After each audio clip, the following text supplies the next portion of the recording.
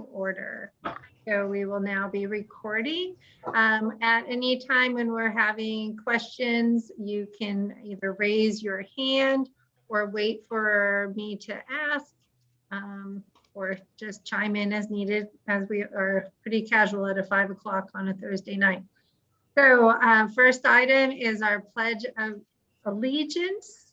And with that, our Director McFadden brought along his flag. And if you could join us, we'll do our Pledge of Allegiance. Please join me in the pledge. I pledge allegiance to the flag of the United States of America and to the republic for which it stands, one nation, indivisible, liberty and justice for all.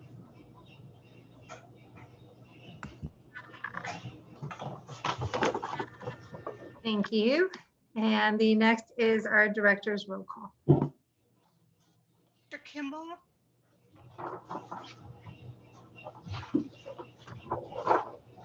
Could you say that one more time? I don't think he heard you. Director Kimball? Oh, sorry. Here. Oh, you know what? My thing's down. Did you hear me? Director Kimball? Hi, here. Okay. Mouth. Chair Long, Here. Vice Chair McFadden, Here. Director Minigan, Yeah, Director Pace, Here. Director Villaseñor. Here. Perfect. We are all in attendance. Thank you very much. Next is our public comments. Are there any public comments today? I didn't receive any email. There's none in the chats. Any hands raised? In seeing none, we will move to the approval of the agenda. Mr. Emmerich, any changes? Chair Long, no changes recommended. Directors, any changes? Okay, with that, if I can get a motion to approve. So moved. Director McFadden is in a first and a second, please. Second. Second by Director Villaseñor, and roll call. Director Kimball, Aye. Chair Long, Aye. Vice Chair McFadden, Aye. Director Minigan, aye. Director Pace, Yes. Director Villaseñor. Aye. Perfect. All right, motion is approved unanimously. Next is our director's updates. We have our Fillmore Pumpers Association Chair Long, I don't have any updates. and our Piru Pumpers Association. I guess the only update is that just for information, we're going to have our annual meeting in June coming up, probably before our, well, depending on when our next meeting is. And so we'll be continuing gathering information, sharing with our members what's going on with the GSA and bringing them up to speed. And then we'll be selecting officers and things after that for our Pumpers Association. But that's what's going on with us. Okay, thank you. And then next is our environmental stakeholder. Yeah, Friends of the Santa Clara has adopted another site for Coastal Cleanup Day, and this one is in the city of Fillmore. That's a way to keep trash and pollution out of our waterways. And I'll be sure I can share that information with anybody who's interested. And then I also did an article on Sigma and representation for the Ventura County Civic Alliance for their Sustainable Communities newsletter, and that went out earlier this month. And I was just giving an overview of environmental reps, but also pumpers associations and how folks can get engaged. Okay, thank you. And City of Fillmore. Okay, we City Council adopted our budget for 21-22 year, with the exception of looking at our outlay projects and other capital improvement projects. And on our next meeting, we'll have a report from our city manager regarding the American Rescue Plan. And the city looks to get to almost $3 million in ARP funds. And most likely a significant portion of that will be going, of course, to infrastructure and upgrading some of our water, things that we need for water in the city. So I will keep you posted on that. Thank you. And then also United Water. I'll just mention that United is going through the annual budget process, and due to some pretty amazing increases in expenses, they're looking at some increases in pumping charges. One thing of interest to all of us is looking at an increase in the water replenishment fee. We're currently paying $2.25 per acre foot. That's going to bump up, or proposed to bump up to $4.50 an acre foot. So hopefully that'll give United a bigger war chest to purchase water when it becomes available. So that'll be of help to everyone. Okay. And then the County of Ventura, that's me. I wanted to make sure people are aware of the state May revise came out, and under the Agriculture, Environment, and Natural Resources tab, they are really looking for a $5.1 billion in direct drought and water resilience investments, completing by a $1 billion rate relief package for overdue water bills, helping stabilize water users and agencies. And it's really critical to our counties, as I believe there's over 30 counties that are in the drought state of emergency now. And it seems like every day there's another one added to that. And as our water board, I think that's extremely important for us to understand.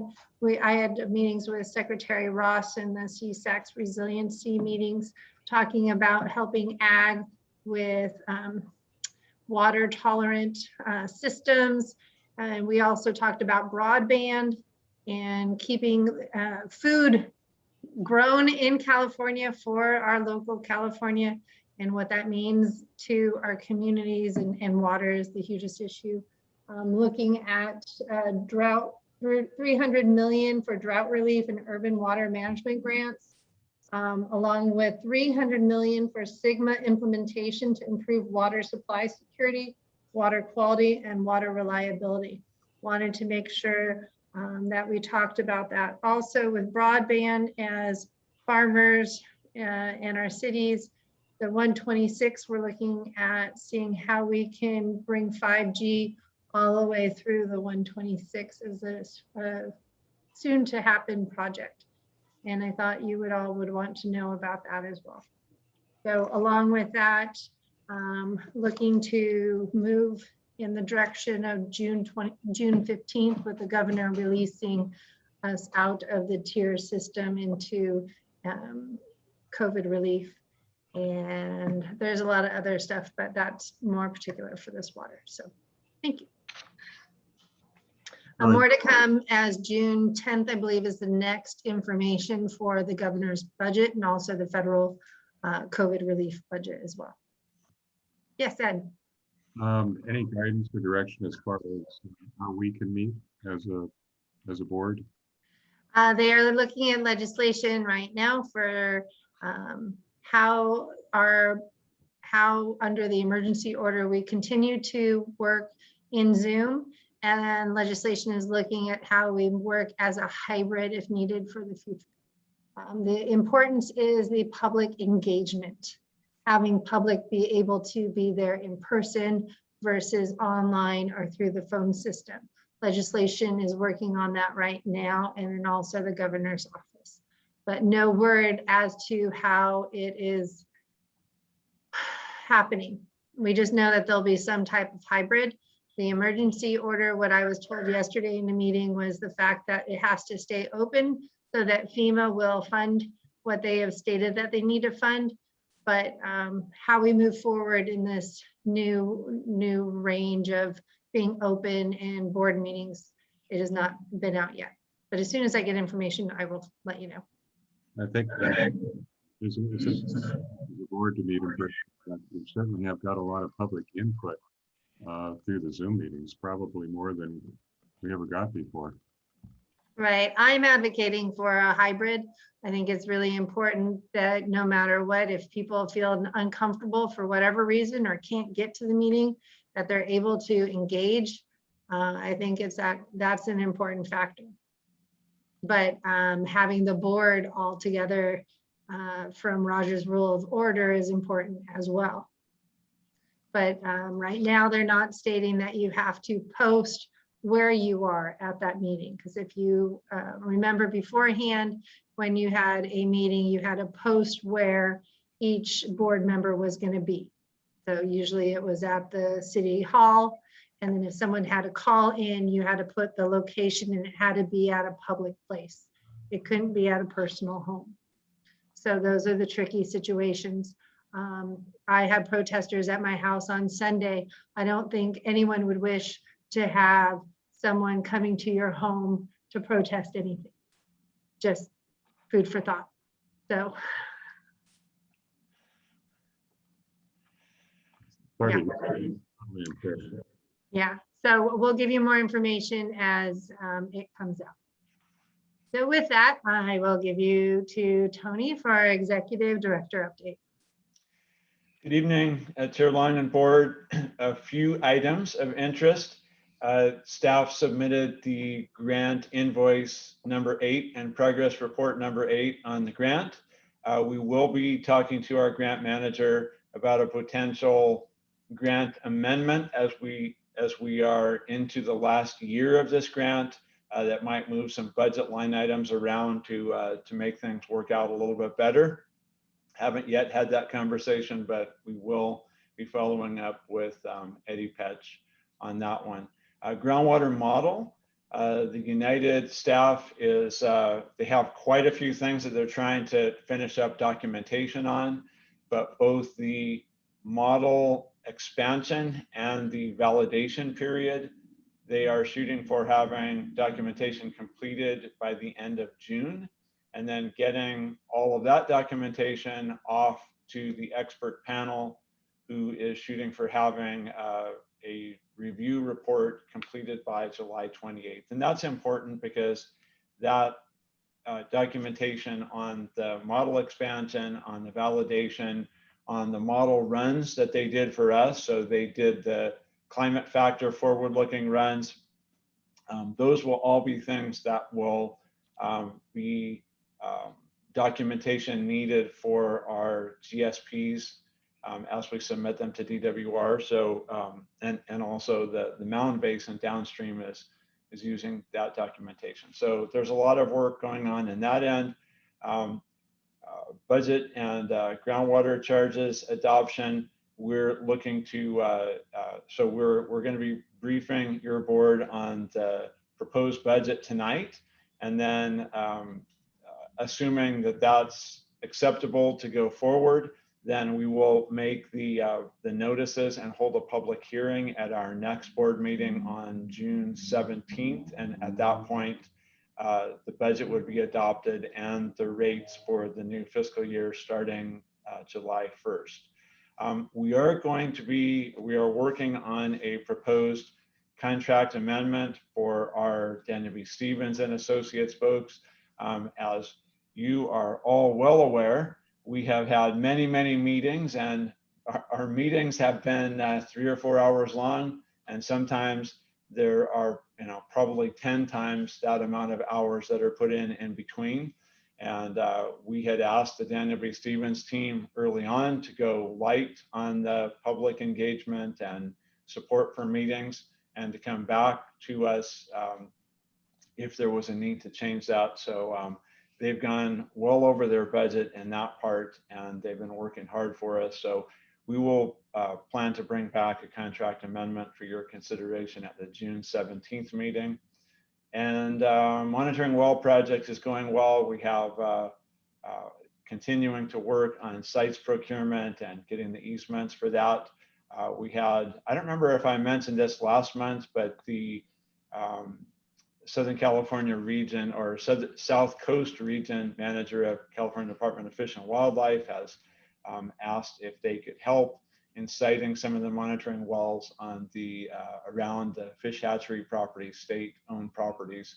They're around the fish hatchery, as you well know, those are critical areas. So so we're hoping to move forward with that in the near future. And we're also hoping to bring back a request to go out and seek bids for the the drillers for the monitoring wells at the June meeting.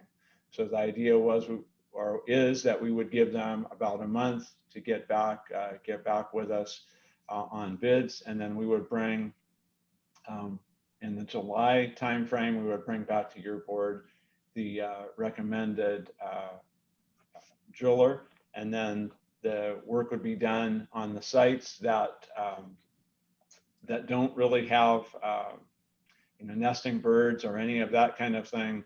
The open sites, those could be done in the August timeframe, and then the wells that might have a risk of noise problems, those would be done after September 15th.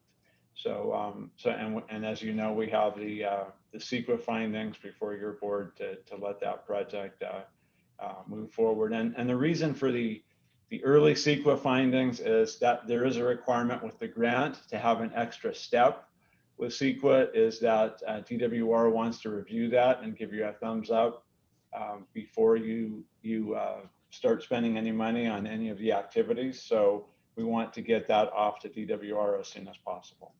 And that's all I have. Okay, thank you. And legal counsel. Good evening, all. The only update Steve wanted me to give tonight is that the memo that the board asked be prepared for posting on the website has been worked on. Steve sent it to Tony. I believe Tony had some revisions to that memo, but I believe it's ready for posting. And other than that, that's all I have tonight. Thank you. Thank you very much. Chair Long, I believe that has been posted already. Is that correct, Eva? That is correct. Okay, great. Thank you. Next is our GSP consultant update. Good evening, directors. Sorry to say good morning. Good grief. Good evening, directors.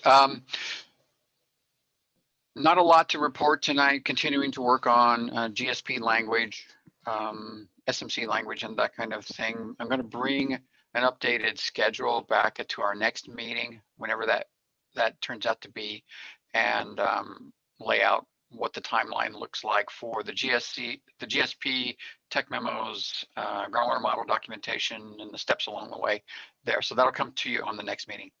That's all I have this evening, unless there are questions. No? Okay, thank you.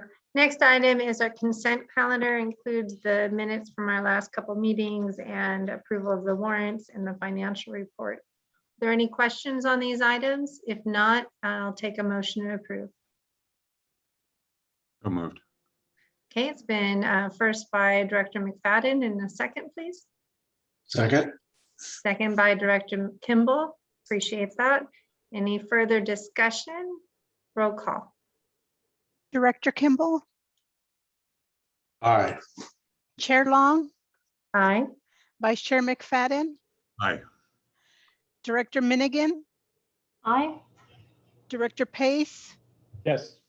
Director Villaseñor. Aye. Perfect.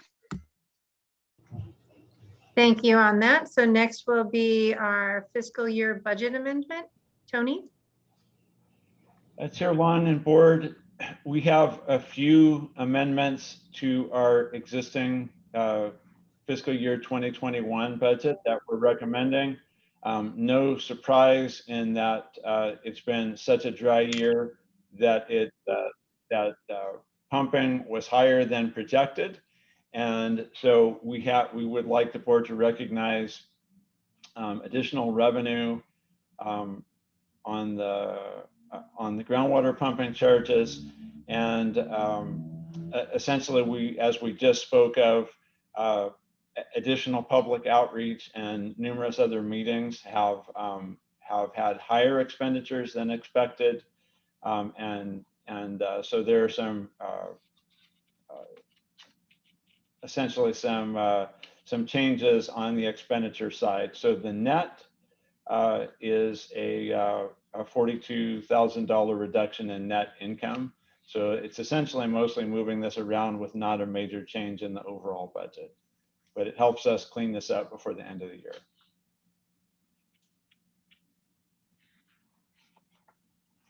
And any questions on the details of those. I don't know if I have.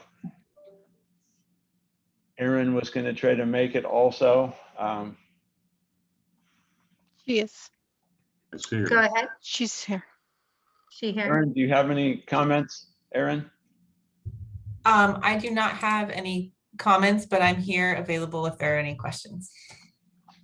Directors, do you have any questions for Tony or Aaron on this budget amendments? In hearing none, we're silent tonight. So you guys are just doing too good of a job here. Can I get a motion to approve?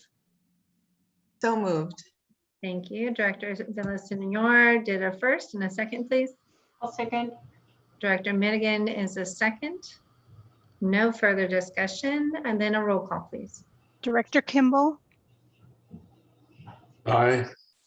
Chair Long, Aye. Vice Chair McFadden, Aye. Director Minigan, Aye. Director Pace, Yes. Director Villaseñor. Aye. Perfect. Thank you. Motion approved unanimously. And next is our 2021-2022 budget.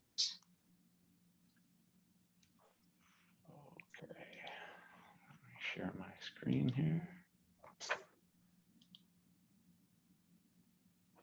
Are you seeing that screen? Yes. Okay. We essentially have a very simple budget this year. And let's see if I can get to the next. You seeing that one next? Yes, we can see it. Okay. Our budget is, well, let me go over a couple things that we finished. If there are those that haven't participated in this agency, our major goal is to try to comply with SGMA, and so we are primarily trying to complete groundwater or SGMA compliant groundwater sustainability plans and submit to DWR. We also have a stakeholder outreach commitment. We have in our grant monitoring wells, and as we've seen, those monitoring wells will provide valuable data on shallow groundwater, especially near sensitive areas, and then managing the grant from. Is that advancing? Or are you still? No, you're still on the first one. Still seeing the cover sheet. Okay, let's see. Sorry about that. I don't know why I'm not able to advance on this.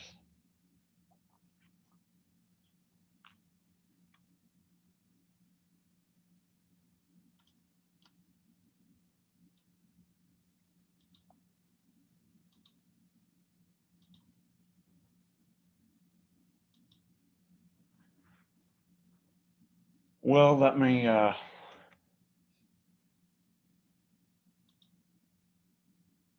Sure, Long, if we all have copies of it in front of us, we right. can follow Tony's cue. So I'm just going to stop sharing so I can keep moving on this. Essentially, our budget is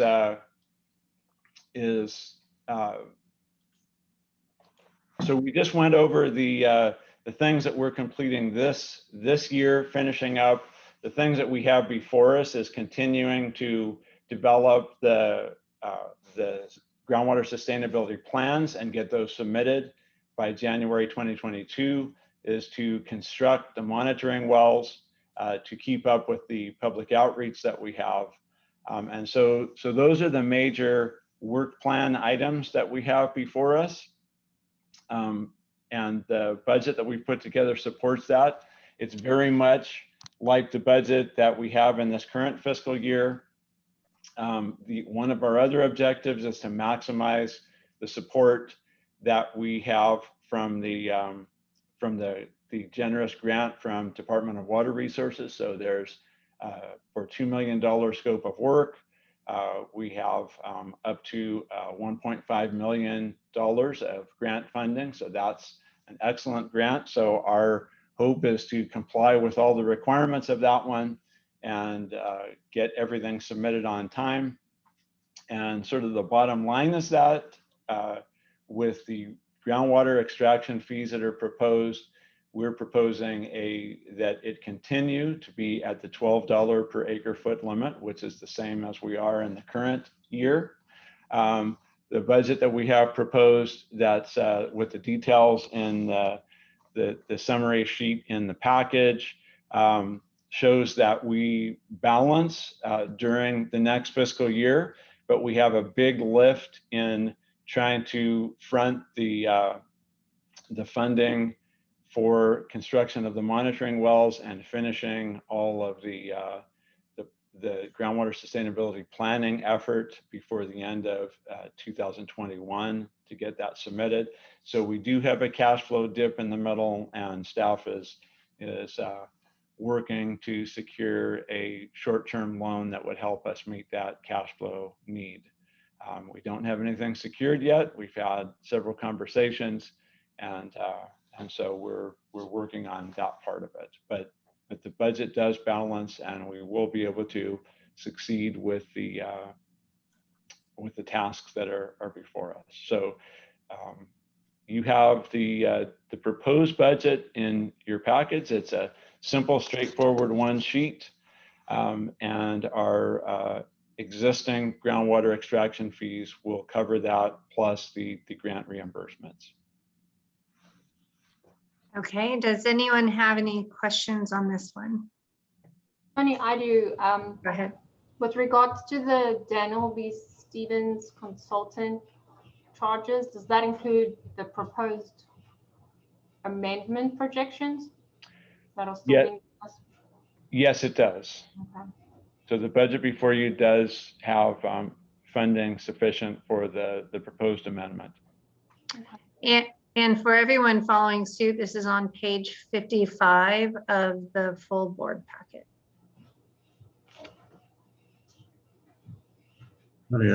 I've got a question. Do you think with the governor's new water budget and the money's apportioned for Sigma help, if there's any room for additional grant opportunities? I think there probably are opportunities.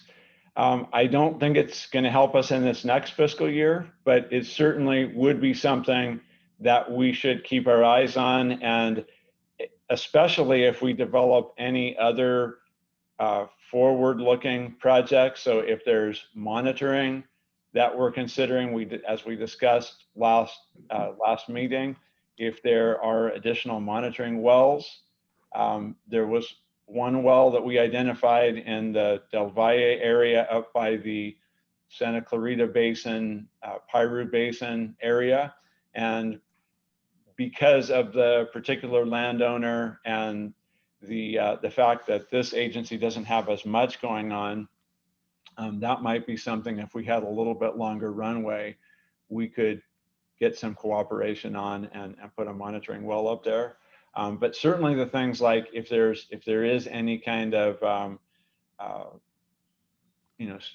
habitat suitability monitoring that we want to do, if there are things like any other kinds of projects like that, it seems like those would fall right in line with the governor's idea, and we could actively pursue those. Thank you. Any other questions? To what extent do we as an agency advocate for funding for what our priorities are? Because, as these natural resource funds are being put into buckets in Sacramento, Tony, is that within your purview to maybe write letters of support for specific types of projects or things being identified in bills? Director Mennigan, at present, I do not feel that this board has given me the the leeway to write those without coming to the board. The board certainly could consider those and put together some kind of a legislative platform and would authorize us to, to write letters on a quicker turnaround basis. But we have brought a couple letters to this board in the past where somebody locally was asking for support on a grant. And I certainly think it would be within the, purview of this board to, to advocate for state funding to be allocated to certain types of project areas. And I think, are you talking about some of the bonds that are being considered and things like that? Yeah, because I mean, it's a considerable amount of money, and if we can start advocating for the types of things that we are thinking about under our projects, it would obviously be helpful when it comes to grant funding that would match agency funding. Agreed. Well, also, we would want to support any projects that would benefit our groundwater sustainable agency, if it was Santa Clara or Santa Paula, anything up or down, we want to be able to support them. Or like, for example, that Arundo removal for all of Santa Clara Valley River, that would be great. Just, I think what our focus has been on the GSA specifically. We haven't created that legislation yet, platform that he's talking about. So, yeah, so I know this is not very much budget specific, but maybe we can put it on future items, maybe to do a legislative platform. We can definitely do that, Director Madigan and Chair Long. And there are some efforts that are going on in the watershed that we could bring back sooner. I've participated in the watershed effort to that's actually being coordinated by the Santa Clarita Valley Water Agency to to advocate for some dedicated funding for the watershed. And those are things that we could bring back and this board could consider. Okay. Good idea. Sounds great. I support that. Okay, so with that, are there any further conversations about our budget? And if not, we need a motion to approve. Kelly, this is Eddie with DWR. I was wondering if I could chime in for a second. Hi, Eddie. Yes, you're right. Thank you. Public comments and Eddie. Please go ahead. Hi. Yeah, I just wanted to kind of comment on the available funds. Right now, none of that money, while it's being designated, it hasn't been allocated.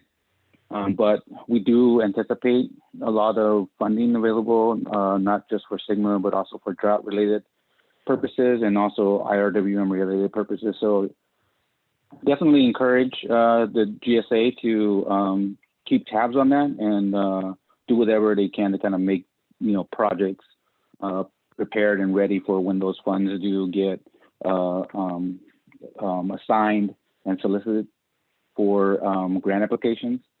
So definitely, and I do agree with Tony. I don't think that any of those funds will be available in time to affect your next year's budget, but definitely the following year after that. And then the second thing I wanted to bring up, I think I mentioned it in a previous time, or at least I've let Tony aware, but we do have technical services available, which include kind of monitoring well installations. And I know that you guys have one slated in your grant agreement, which seems to be moving forward based on everything that's been reported. But if you do have other sites, I would encourage you to kind of maybe let me know, and maybe we can get started with a TSS application, which we call our technical services program, and maybe perhaps then you might be able to get another monitoring well installed here in the near future. Thank you very much, Eddie. I really appreciate it and appreciate you being on today too. Other meetings. Any other public comments in regards to this item? Okay, and hearing none, with that, a motion to approve. Are we, sorry for that background noise. Are we approving the budget, or are we just approving moving it forward for a vote the next meeting. It says that we'll receive the proposed budget in groundwater extraction and provide comments and directions. That's what I have on here. Yes, Chair Long, if you're okay with this budget that's put forward and don't have any major changes, I mean, you are free to ask staff questions, but if we're moving forward today, then the next thing is we will post the budget and rates. We will do the public announcement. I believe it's a 20-day notice, and then we will hold a public hearing at our June 17th meeting to adopt these rates, and then they would be effective July 1st. And essentially they're the same. Good clarification. I'll make a motion to go forward with the process outlined by Executive Director Emmert. Thank you. And a second? I'll second. Thank you. So Director McFadden did it first, and Director McMenigan is a second. And roll call, please. Director Kimball, Aye. Chair Long, Aye. Vice Chair McFadden, Aye. Director Minigan, Aye. Director Pace, Yes. Director Villaseñor. Perfect. Thank you. And that motion passes. The next item up is our resolution for 2021 approving the monitoring well project and the CEQA notice for categorical exemption determination of the monitoring well project. Tony. Chair Long, we spent some time talking about this monitoring well project last week, so I won't repeat all of that. Eric is available to share his slides, but if you recall, that's a multiple completion well that's near the East Grove area towards the west end of the Fillmore Basin. So that's a deeper well with 3 different depths because there's not much information there, up to 3 wells around the Cienega fish hatchery area that would be shallow auger drilled wells. And then let's see, and then there are 4 wells that Eric had been able to find that the owners are open to modifying their wells so we could install a transducer or actually gather that information. And the 4th constructed well would be near the, I guess it's called now Devil Mountain nursery site that's in between Fillmore and Santa Paula along the 126. So those are the sites. And as we talked about, the projects would be designed, or they are all being proposed in areas that are previously disturbed. Some of them are close to places that could potentially have nesting birds. And so those, the major concern might be noise for nesting birds. So the ones that are anywhere close to a place that we would possibly have nesting birds would be constructed after the bird nesting season. So because of the nature of these, all of these fit under the notice of categorical exemption determination. And I have Tessa Lentz here also who did a bunch of field work to try to make sure that our project was as least disturbing as possible, and provided she prepared the CEQA documents for your consideration. So any questions regarding the project? Are there any questions to this?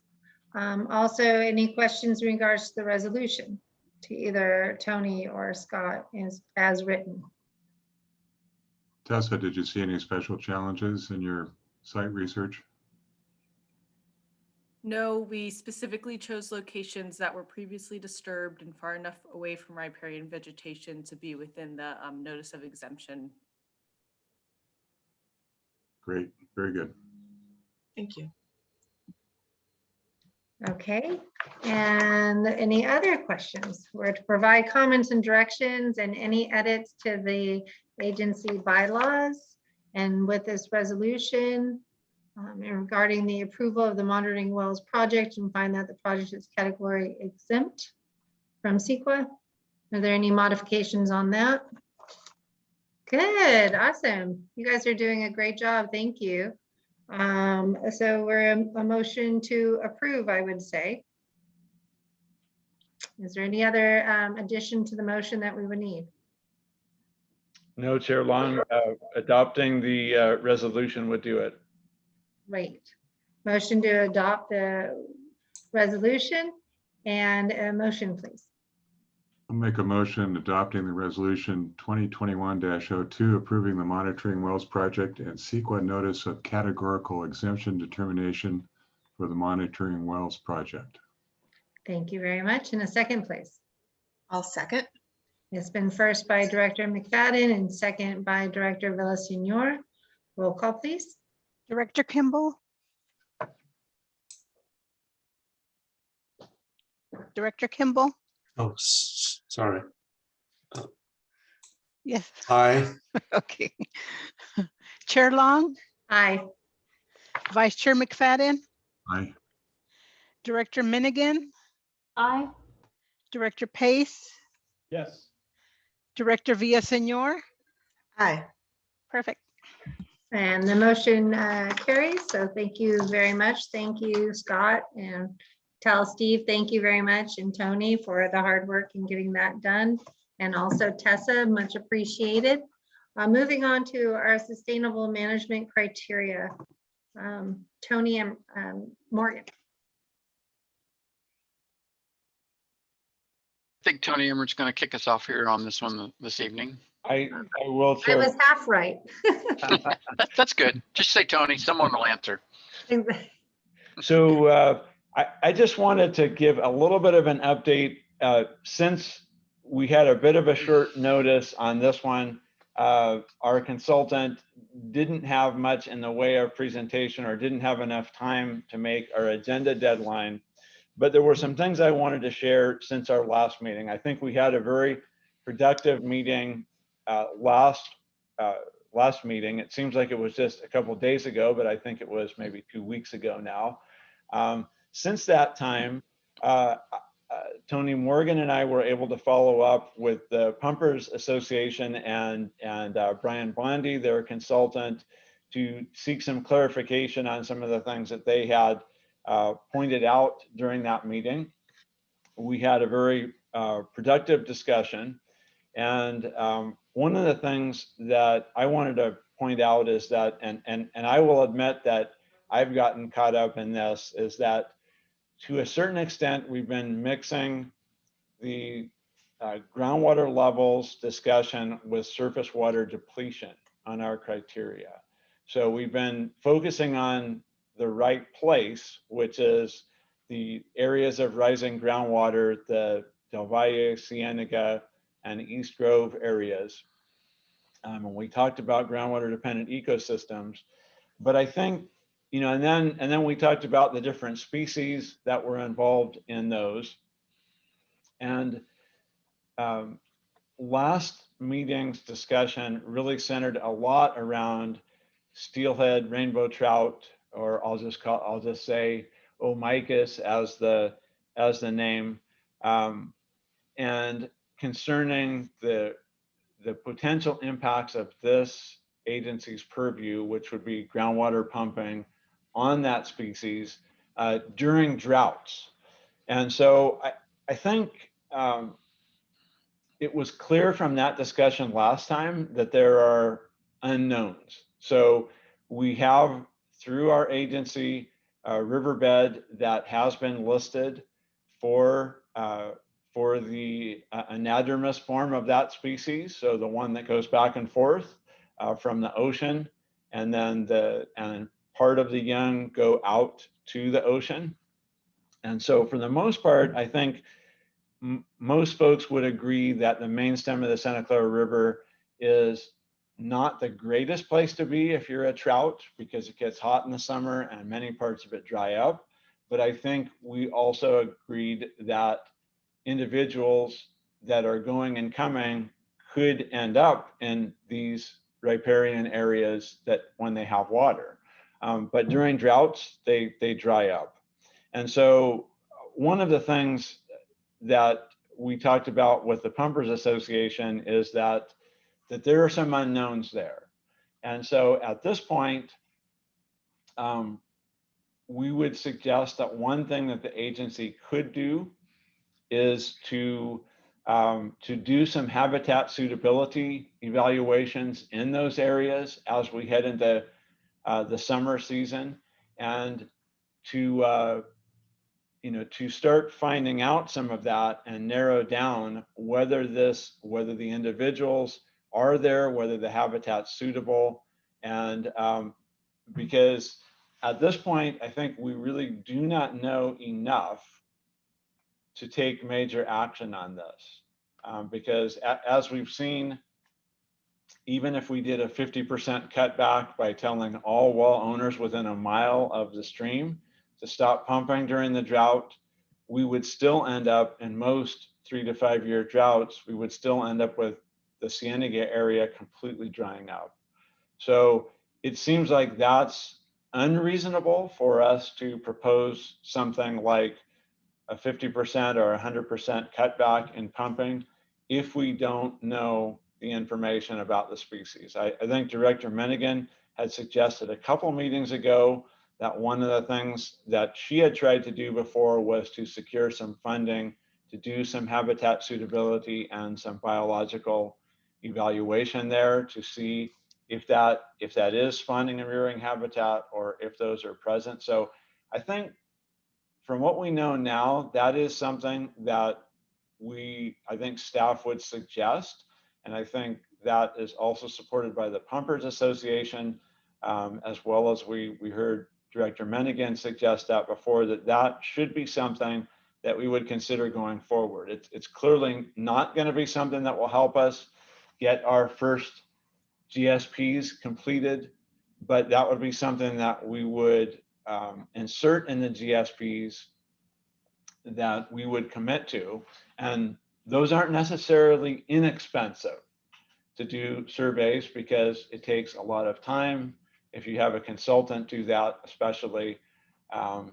So it's something to consider, but the alternative would be assuming without much information and the actions that we could take, which is pumping or no pumping. Those seem pretty extreme when almost all have admitted that that we have a lack of information. So I think that's one thing that staff would suggest, and that mostly ties to the reduction in stream flow criterion.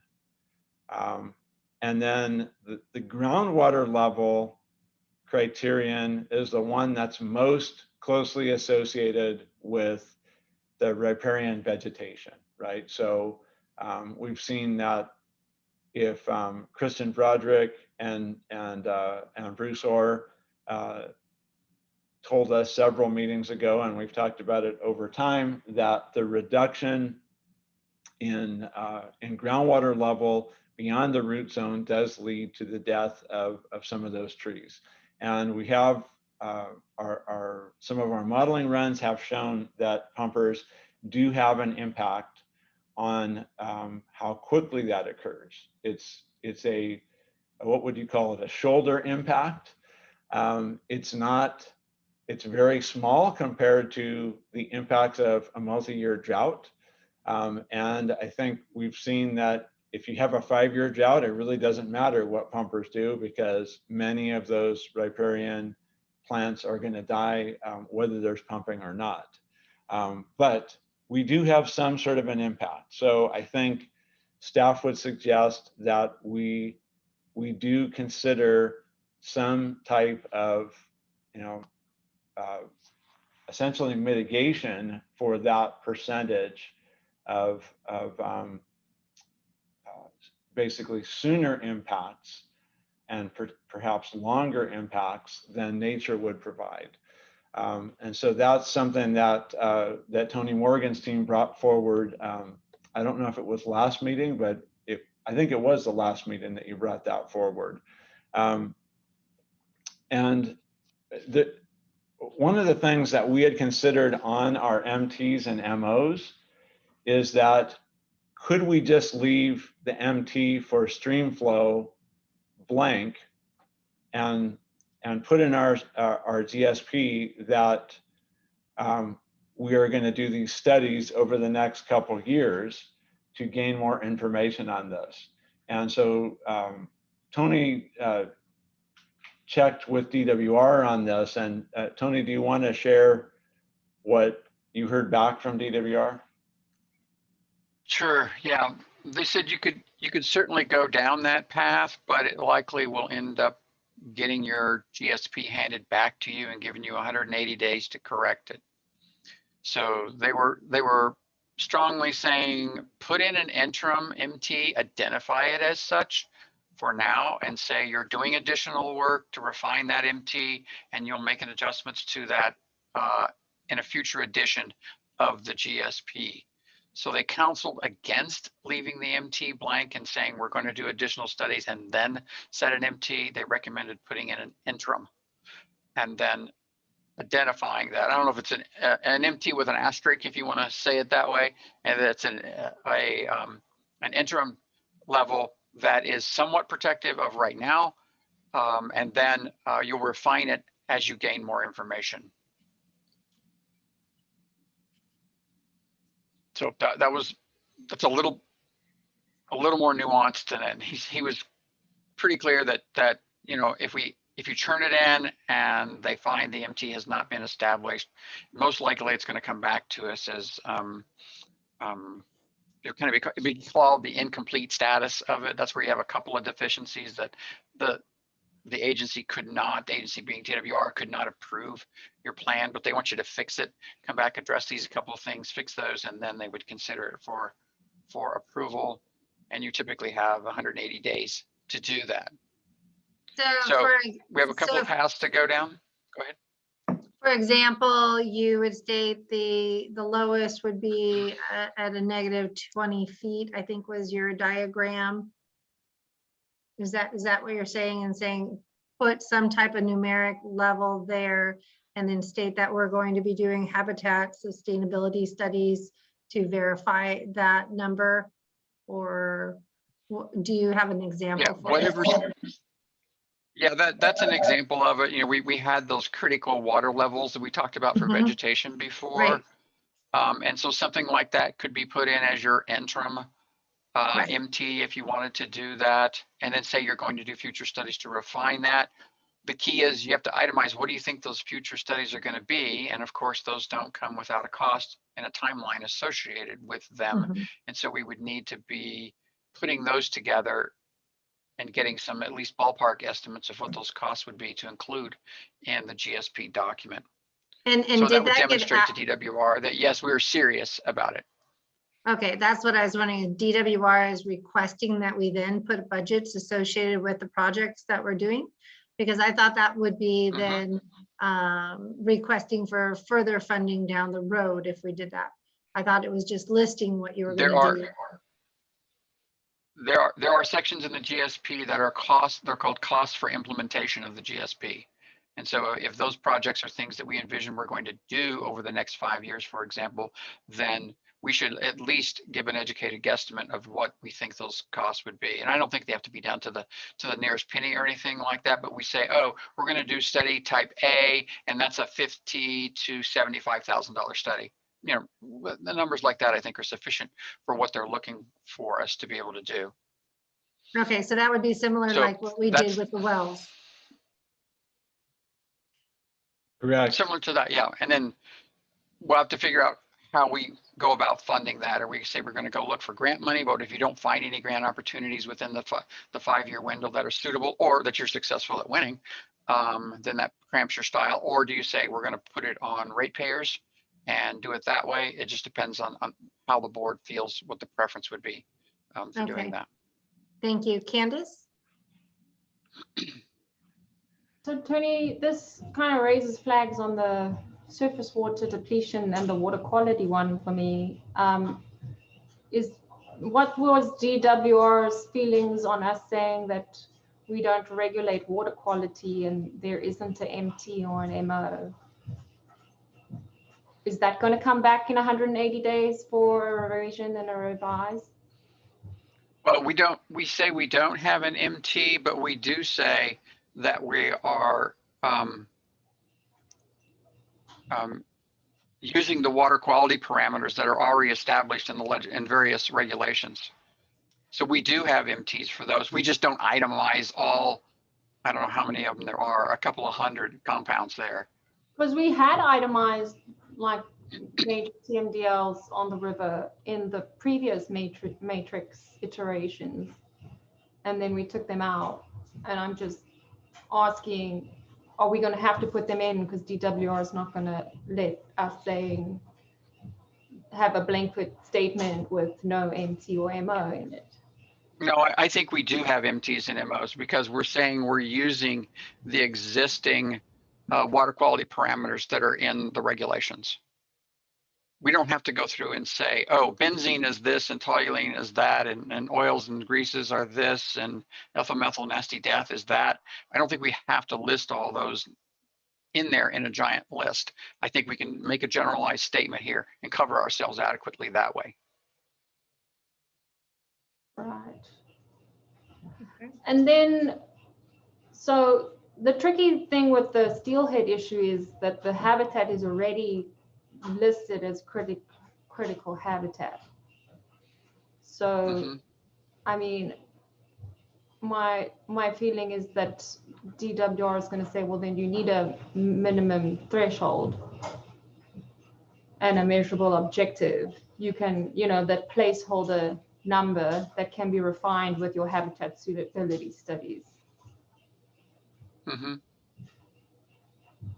So then we go back to the conversation about, okay, so what minimum threshold are we going to use? Exactly. It takes us back to that previous conversation.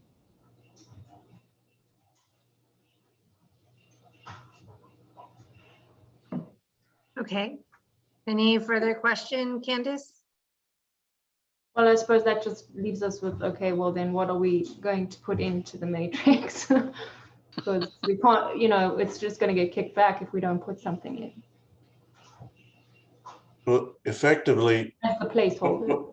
If what we're saying is we don't know what to do until we do the studies, then if we put at least the minimum threshold at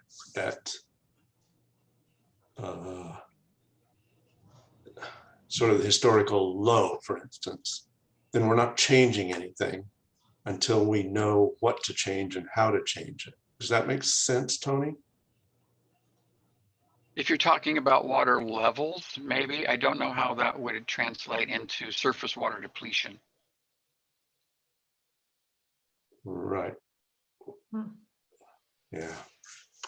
Okay, I have a hand up for, oh, go ahead, continue, Candace. The thing with the surface water depletion, it's not just the steelhead metric. The Department of Fish and Wildlife had said we need monitoring wells. So it's not just the habitat suitability studies, it's the shallow monitoring wells as well. And those, those were those strategies that we had said we would identify as part of the matrix to develop those. But I mean, if we have to put in an interim, we need to identify an interim as well as those studies.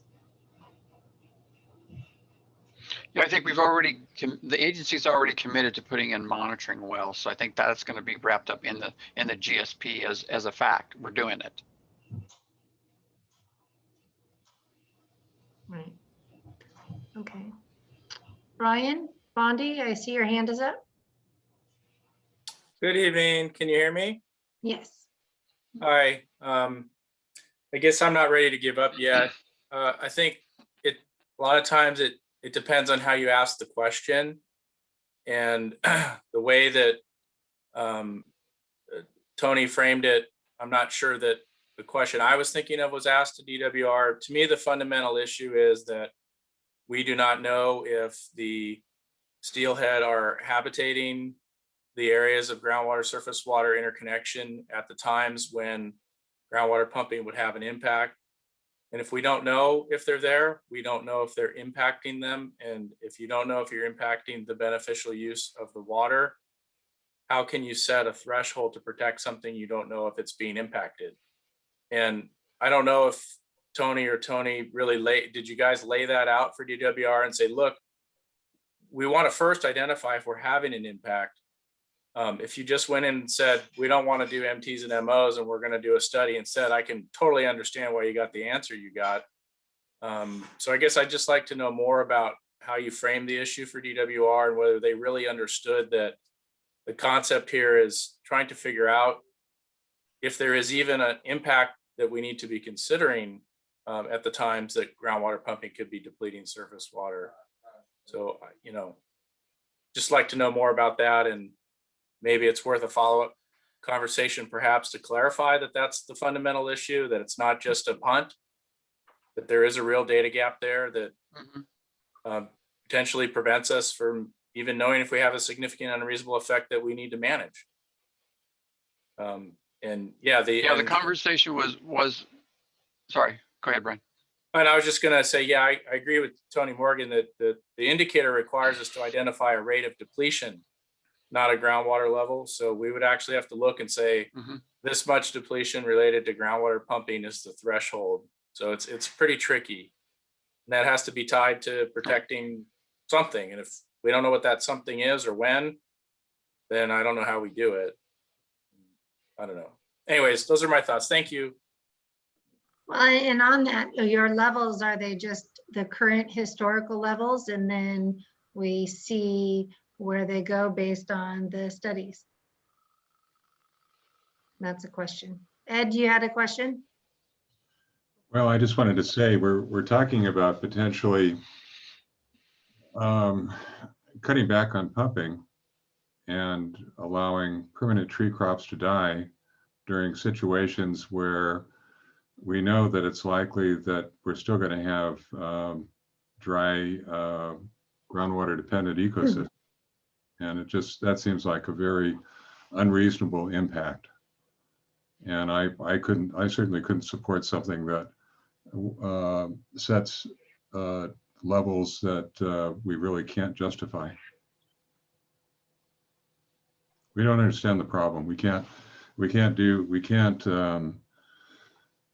set MTs or MOs that have a potential impact on stakeholders when we really don't understand what we're doing. And I don't think we're saying that we're going to take permanent agriculture out. I mean, I did say this at our last meeting. It's about when there are opportunities to make groundwater dependent ecosystems resilient against drought, those should be entertained. Like when there isn't an opportunity to protect it, there is a high unlikely, it's not likely that it will sustain. Like, I mean, I don't think environmental stakeholders are being, what's the word? Like not taking things into consideration, but the environment is also a stakeholder. We can't, because there's a drought, let the environment die. If things can be cut back across stakeholders to also protect environmental resources. As you say, there are many stakeholders, and it's not fair to focus all of the bad possibilities on one set. Gordon, did you have a question too? So, or comment? yeah, so let me try again then. If it's rate of depletion, and if we're trying to say we don't know what we need, what's there, we don't know what we need to do, and so what we really wanted to do was nothing for 3 or 5 years while we find that out, then could we set the rate of depletion at what we've seen historically, which says it's the same thing? and then do with the idea that that's because we don't want to make it worse than it's been while we find out if we need to make it better and what needs it. Speaking strictly about surface water, does that work, Tony? I mean, we have, excuse me, we have the data that we've presented a couple of times that show the historical time period and then the future projected time period and how much rising groundwater changes in the future compared to the historical time period. And it was something like 1.4 CFS or something like that. So the question becomes, is 1.4 CFS, that's on average, is that a significant and unreasonable impact? Or are we going to focus on just the drought periods within that? Overall, there's not a huge difference. There is a difference, but there's not a huge difference in it. So the question becomes, is that difference really a significant and unreasonable impact? And once again, as the board is well aware, there's no chart or formula that TWR gives us that says plug this in, multiply by the temperature and divide by the humidity, and that gives you your answer. It's not that straightforward. There are some subjective analyses, mental analyses that have to go with that.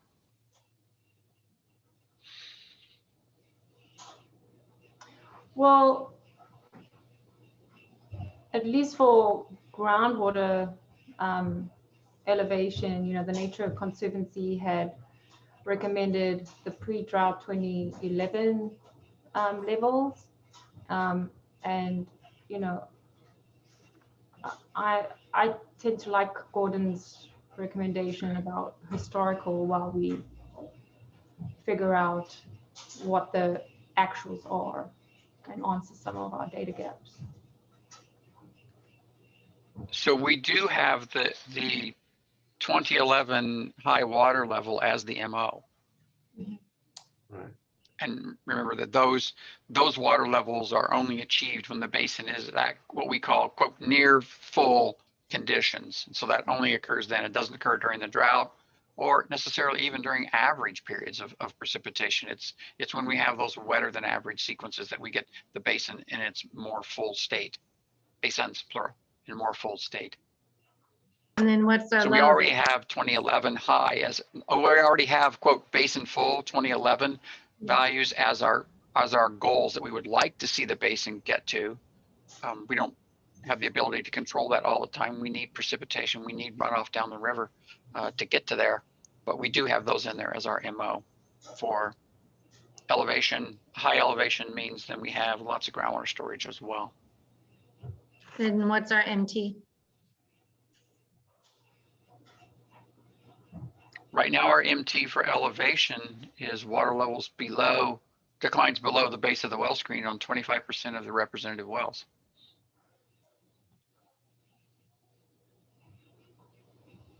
So that's far more strenuous than if you're going to put in an MT for groundwater elevation that deals with riparian habitats. Well, this MT would be far too aggressive for that. It is possible to have an MT for riparian vegetation, and if we use the critical water levels that we heard from the researcher from Santa Barbara, if we just use that, I'm just going to talk to that as something to talk to. If we say that's the value we're going to use for it, the board could say we're going to mitigate when we get to that level, or if we get to that level or lower more than X months, X years, you pick the time frame, then they will do mitigation associated with that. Then the question becomes, what is that mitigation? So you're saying you could do if it's lower, I think, what was it, 24 feet or something? It's like 20 feet below the 2011 number or something like that, if I recall, or 10 feet below the 2011 low. So if you say it's below that low for 2 years, you do the mitigation, or if you do it for 3 years, we start the study, what do you do? Because we don't have the information. That's right. And when you're in a drought, you don't know if it's a 1-year drought. When, like right now, we don't know what's going to happen next year. So is this drought going to continue for 3 more years, or are we going to get a bunch of rain this winter? We don't know. So you're kind of looking in arrears and saying, well, what's the impact? It looks like 1 year, maybe it squeaks by for 1 year, but maybe at 2 years, we say we need to do some sort of mitigation, and then we have to decide what is that mitigation. So maybe we look at it the other way. We work with those knowledgeable and interested, and we identify areas that that we want to protect in terms of surface vegetation, so we identify key areas like the conservation project around the fish hatchery, and it's not about where the drought is, it's about the condition of key plants in those areas. Because what we're talking about is if the pumping results in those dying and there wasn't pumping and they didn't die, then do we look at mitigating key areas so that there are available seeds for reseeding when we get the opposite of a drought.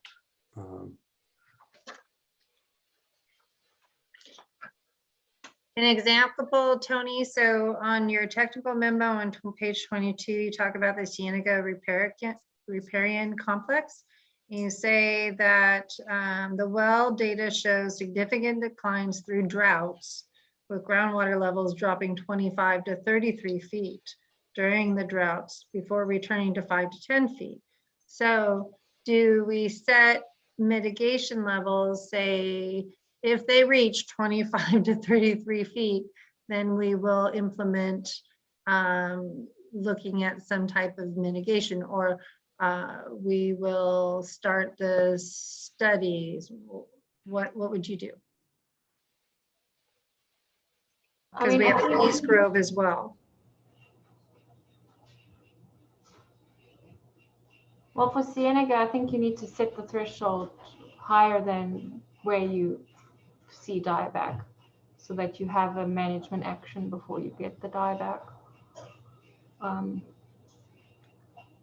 Okay, and that started at, it says the well shows significant declines during droughts through the drop of 25. So we heard earlier it was 24.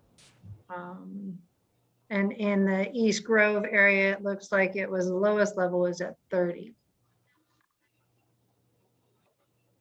So if we're talking about vegetation, or excuse me, water levels for vegetation, I don't think the East Grove is really our biggest concern. Water levels there, it never went dry. Yeah. Okay. Even during the severest of droughts, the amount of surface water was lower. That's true, but it never went dry like it does at the Cienega area. can you put like a stipulation that says that 75% of our lowest area of drought in that area? Or do you have to give it a specific number? Do you have to do it regional? You have to call out the lowest that we have at regional, or can you say that when any area gets to say 80% of drought number, we're going to start looking at it? Well, if we're talking Cienega, we will have monitoring wells. Mm-hmm. Correct. So we can monitor what's happening in that area. Yeah. And respond to what's happening in that specific area. So the MTs can be off the elevations in those monitoring wells once we have them in place and get that experience. Tony, thank you. So you should be able to see the graph now that shows the modeled groundwater elevations. Yeah. To refresh everybody's memory, the sort of orange brownish colored dots that represents with pumping going on, and the grayish silver colored dots there are if we turn back 50% of the pumping. So it does show that there's a difference. So obviously that's where we've been commenting before, is that, for example, in the most recent drought, there was some influence due to pumping. There was some influence due to the drought as well.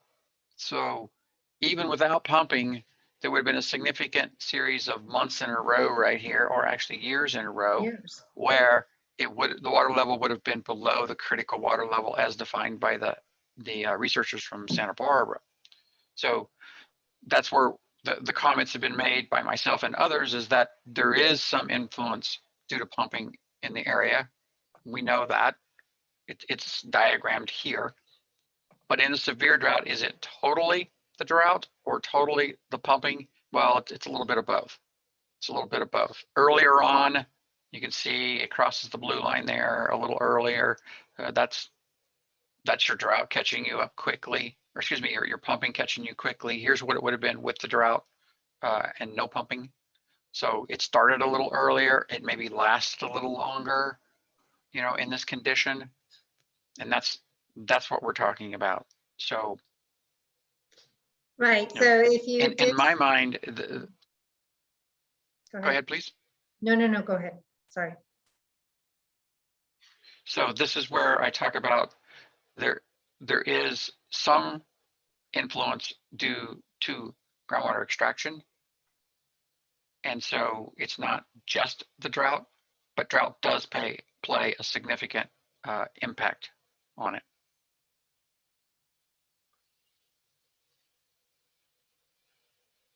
So Tony, I'll get back to the simple point that I made earlier. If mitigation is a reduction in pumping, your chart shows, then during an extended drought, you get both dead trees and dead habitat. So what did we accomplish? Right. And so if by dead trees, I should say dead permanent tree crops. Right. So in my mind, if we say, oh, we're going to cut back pumping significantly, and remember, I can guess, Director Villaseñor, if you went back to the other city council members and said, hey, the city has to lose 50% of its groundwater supply, my guess there'd be 1 or 2 comments about that at a board meeting. Yeah, I think you're right. Yeah. So what we end up doing is changing one significant and unreasonable impact for another. And so we don't necessarily want to be swinging back and forth on the pendulum from, oh, we're going to impact GDEs. Oh no, we're going to impact everybody else.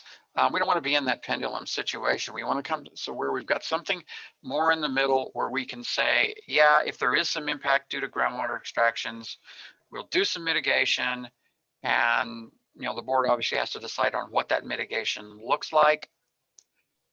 My personal favorite is support the efforts for establishing the Cienega project and that habitat there. It's in the same vicinity as where we think we're going to have the most significant groundwater pumping impacts on the GDE areas. To me, that makes sense. Now, how much of a mitigation, that's up for your board to decide what that mitigation looks like. But to me, that seems like that's the logical process to go through. Then you've mitigated your significant and unreasonable impacts here, so they're no longer significant and unreasonable, and you're still left with your groundwater elevation MT, which is water levels below the bottom of the well screen on 25% of your representative wells. That one still is in play. So, when I think about setting reasonable metrics, and we don't want to have an undesirable impact on the environment. Like, I think the discussion should be less about GDs versus everyone else. It's just about what is every stakeholder on, what is every board director's undesirable, and what are we all willing to live with? Like, what is a reasonable cutback for pumpers? What is a reasonable cutback for the city? What is a reasonable amount of, give in the environment? so that we can balance those competing needs. The whole idea is to try and balance everybody's need through a drought. Because the way, Tony, when you frame it, GDEs versus everything else, then, you know, the environmental stakeholder is not being considered. You're basically saying, well, the environment can die and a species can, you know, several species can be impacted. And, you know, my stakeholders don't think that's, you know, desirable or fair either. So I think it's like part of the you know, nuance what is are we that all comfortable with in meeting that cutback as a community when we are hit by a drought. You know, like everybody's got to give a little bit. I guess the challenge yeah, and this is that you cut off water to a tree crop and it doesn't come back. Whereas what we saw from our reports from Stillwater is the resiliency in the systems in the river. They do come back. Yeah, but The also for Christopher's the work also showed that with certain areas there was like extensive dieback, and you know, I think it's understanding, yes, there are long droughts, and the impact of pumping throughout a drought could also impact the resiliency of an ecosystem. And then also don't forget municipal PIRU is there, low disadvantaged communities. So high price increases on water will hit them hard, along with Fillmore, and also jobs. So as farms die off and ag dies off, so does the work. So there's more complexities that we need to discuss when we're doing this. So just so we know, that's why we have all the stakeholders here. It's not saying one is less than another. I agree with you, Candace, in making sure we say all the things that we need to have going forward. That's what is the hard thing that we've been discussing so much.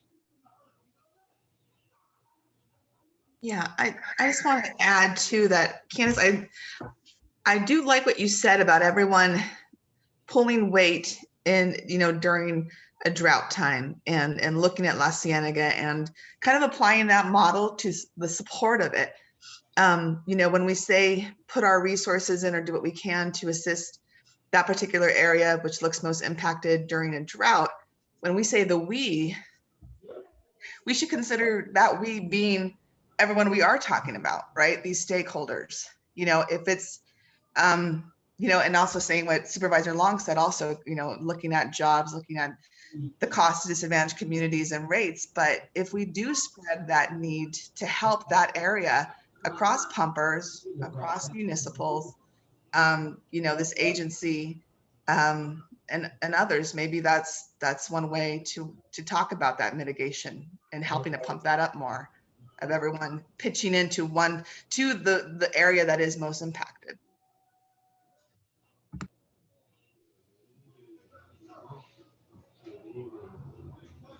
Okay, I don't see hands because of my viewpoint. Are there any other questions, comments, concerns in regards to this?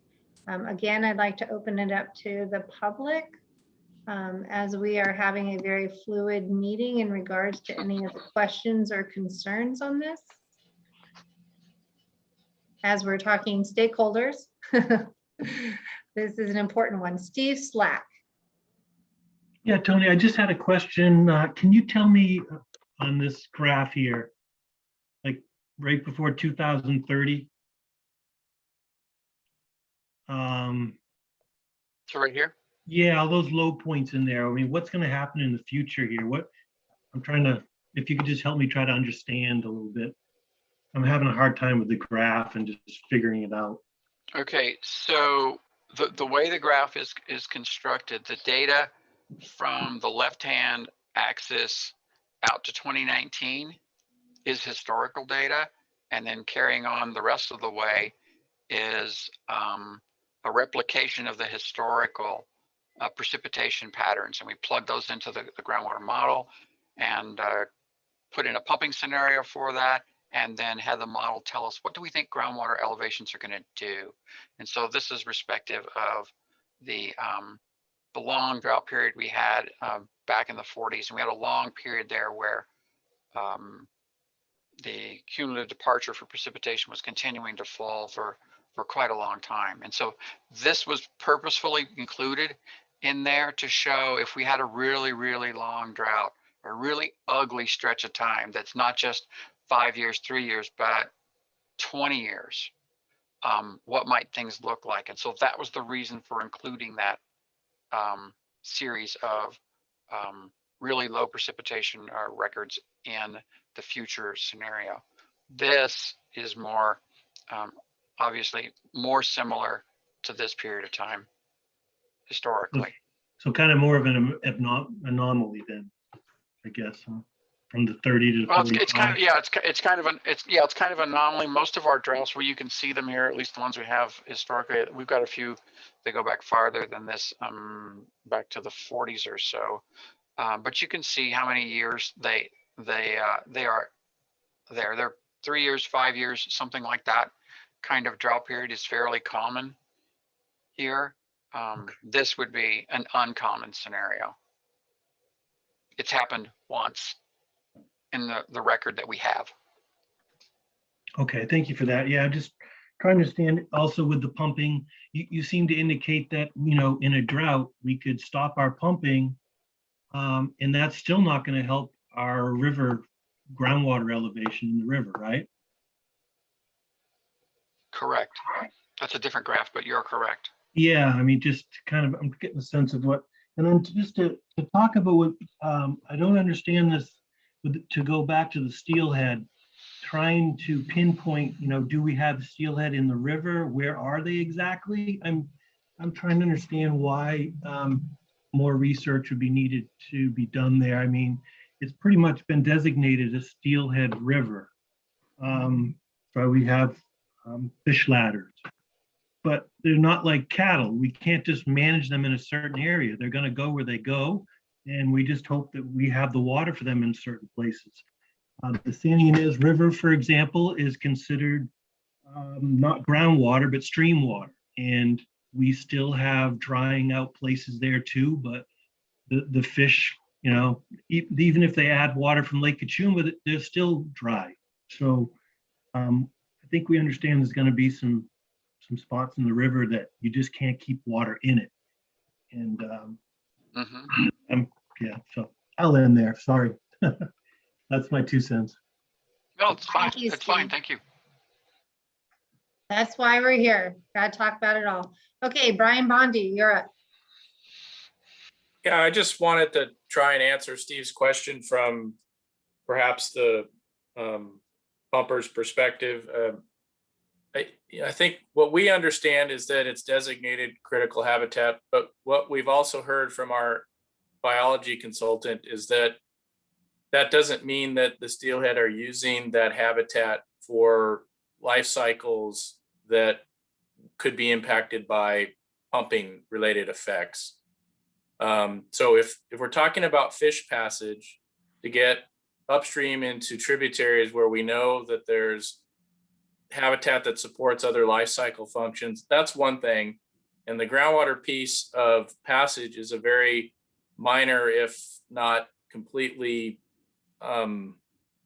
unimportant piece, because that's when there are stormwater flows and the river is flowing heavily, and the groundwater depletion is a probably not even a measurable piece of that. So the distinction is important because the pumping can have the effects in the lower flow range. And the question is at least that I have is, are the fish using that area for important, are they there and trying to use that area for life cycle functions? And if all they're doing is passing through for passage, then maybe it's impossible for us to have a significant unreasonable effect. And I just feel that's an important question to answer before embarking down a journey of setting criteria that either require pumping restrictions or expensive actions to mitigate an issue that I haven't seen the information to know if we have or not. and maybe I'm oversimplifying it, but that's what I gathered from listening to the biologists. So I hope that helps, Steve. I would just add Yeah, thank you. that still water said we don't have the data. It's not that they aren't using it, it's that we don't have the data. There isn't life cycle monitoring on the Santa Clara River watershed. That's what the data gap is. The presence, absence, and the suitability habitat like assessments are to ascertain whether or not there is suitable habitat and whether or not it's being used. But to Steve's point, and if you read through NIMS's comment letters, you know, it is designated and you have to protect designated habitat for spawning, rearing, and migration. I mean, it can, you know, this is such a dynamic system. It can change from one year to another, and then fish could use it and then another year not use it. And that's where I think it's about developing metrics for maybe different areas, you know, like in your migration corridor areas, the metric might be different to your metric in your groundwater dependent ecosystem zones where you know there's over summer and rearing habitat or behaviors going on. And I think, you know, that's where the habitat suitability comes, because even in the absence of it, of the fish in 1 year, if the habitat is suitable, they could use it the following year. So I wouldn't hang too much on the presence absence, because if we do presence absence in drought years when the mouth isn't even open for steelhead to migrate, then, you know, like, of course they're not going to be there. They're going to be up in tributaries waiting for greater flows and so forth. I think what we need is like minimum thresholds that are reflective of what specific species need. And again, like as mentioned, like those vary at different times of the year when fish needs are different. And unfortunately, it is obviously most important in the summer period when we have drought.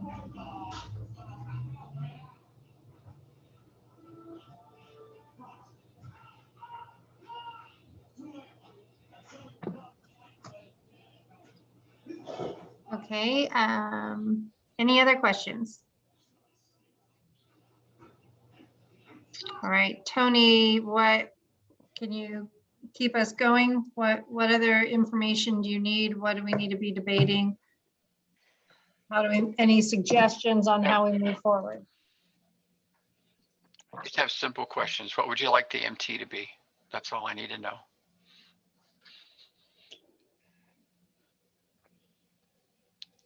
All right, directors, any comments on that? Do you have any suggestions? So for groundwater level, like we have in there the 25%, right, with the well screen. I would say maybe we add another line for GDEs and using the feet that Christian study indicated was required to maintain for GDEs for riparian habitat for rooting depth. So the critical water level that we have on this diagram here, that's the one that Keebler offered during his presentation. But that it would start then figure out the mitigation, right? Which is the habitat sustainability studies that you talked about earlier. Is more for the surface water depletion. I think for the groundwater levels, it would be using the monitoring wells to see what the groundwater surface water interactions are for that data gap. Right, and we can write the GSP that says we're going to integrate the new monitoring wells there they'll be positioned wherever we think they're the best to understand what's going on there. Well, also where we can get access and permission to drill. But it'll be sited someplace where it'll directly tie into this geographic area, and we can begin to gather the data. And we'll have to wait and see what the 2011 high, you know, when we repeat that hydrologic cycle again, and we get a quote basin full kind of condition, we'll see how those water levels respond. I think we'll be able to estimate where they will be fairly accurately, but we'll have to wait to see what they turn out to. But just having those monitoring wells there and stipulating that that our MT is keyed on those monitoring wells in that particular area is fine if you want to do it that way. The question then becomes, as you see here, there would be multiple periods of time where you would be exceeding your MT level. So is it in an average for a few years? Average water level for a few years, is that what you're suggesting? Yes, because like we said, we don't know how long that drought's going to be. And it could drop down to 25 and then back up at 20 in a month. Right. Or so it's got to be for some longevity. It can't just be for one single day. There's got to be some planning, implementation, and all that stuff. And that's why I'm saying. Yeah, I agree. Assuming we're going to have, maybe at best monthly water level data on these wells out there, and we can put a transducer and get more frequent readings. That's fine. But at some point you get too much data to wrestle with, and something like a monthly reading is what you'll probably end up falling back to. But you can see there are periods of time. Now, remember, the amount of time between these vertical lines is 5 years. It's not a month, it's 5 years. So there's quite a bit of fluctuation, and there it goes up and down. It goes up and down, depending on what the climate pattern looks like. So then should it be for 5 years? That's the question I had. Originally, I had something in there that it's a couple presentations ago, is that when we were talking about potentially considering mitigation, is that we have at least 12 months below our critical threshold, below, if that's going to be our MT, then below our MT before you would consider doing anything, at least a year before we consider doing anything. I would suggest that it has to be longer to that because of how the drought cycle is and then how the replenishes. If we know our system currently, I don't want us to set these parameters where it's not consistent with how the basin recovers. Does that make sense? What would you see as possible mitigations if we drop below the MTs for a given period?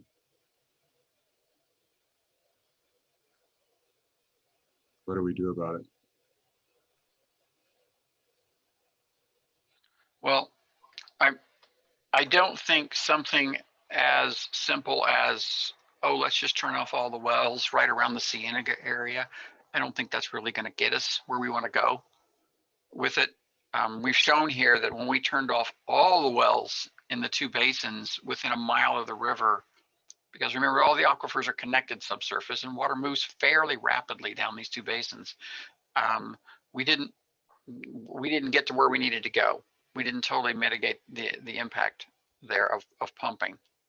So I guess I'm more of the opinion that it's something broader scale on the mitigation. It's more on the idea that there would be some sort of defined financial support of the Cienega restoration project, and the board's free to say whatever that is. Is that $50,000 a year? I'm making up numbers. I don't know what, I mean, $50,000 a year is $1 an acre foot, something like that. A little bit less than that for both basins combined. So it's something like that that helps support that project, because you don't know when the drought's going to start and you don't know when it's going to end, but you're acknowledging that there is an impact and that you are doing something for it. What would you do if you were 12 months into the drought? What could the agency do that would be meaningful to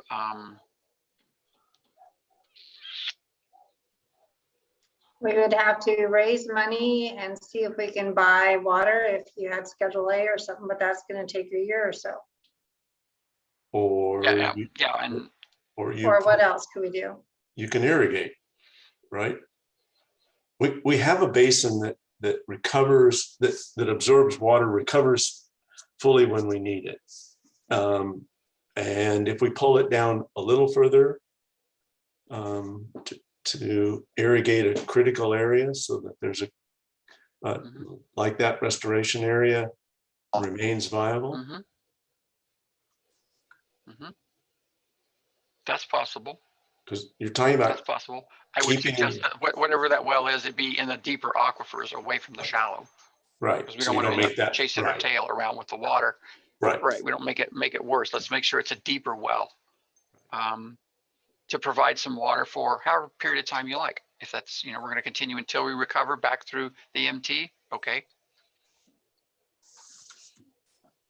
Yeah, and I'd say, you'd also want to irrigate when to prevent dieback rather than irrigate to try and establish restoration ponds once a dieback has happened. I mean, there's just so many more benefits from maintaining established habitat than trying to establish new habitat. And if there's a restoration project that defines an area, then it's an area that we can focus on, as opposed to trying to keep the whole river green in a prolonged drought, if that makes sense.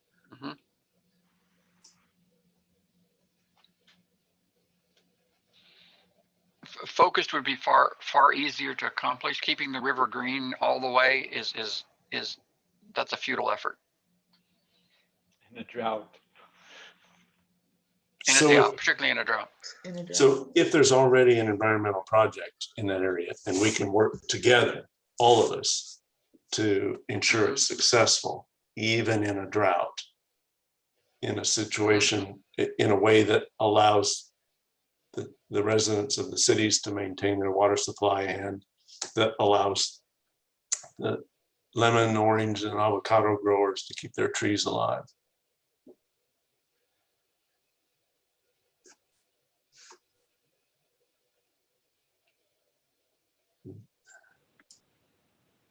There's a comment in the You're chat muted, box Kelly. if you want me to read it.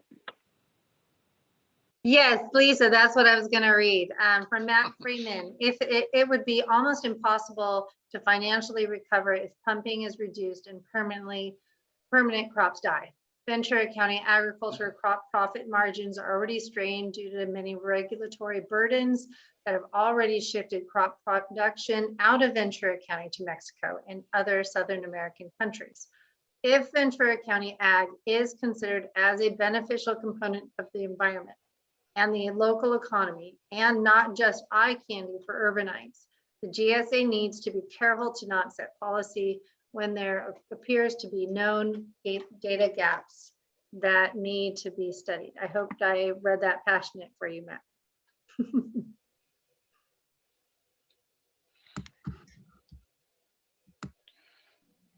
So what Director Kimball suggested, applying supplemental irrigation water when we get to some predetermined groundwater elevation in the new monitoring wells that we're going to install out there. That seems to be a viable option in my mind for dealing with the vegetation issue here that we're seeing on this screen. It doesn't help us too much with our surface water depletion question.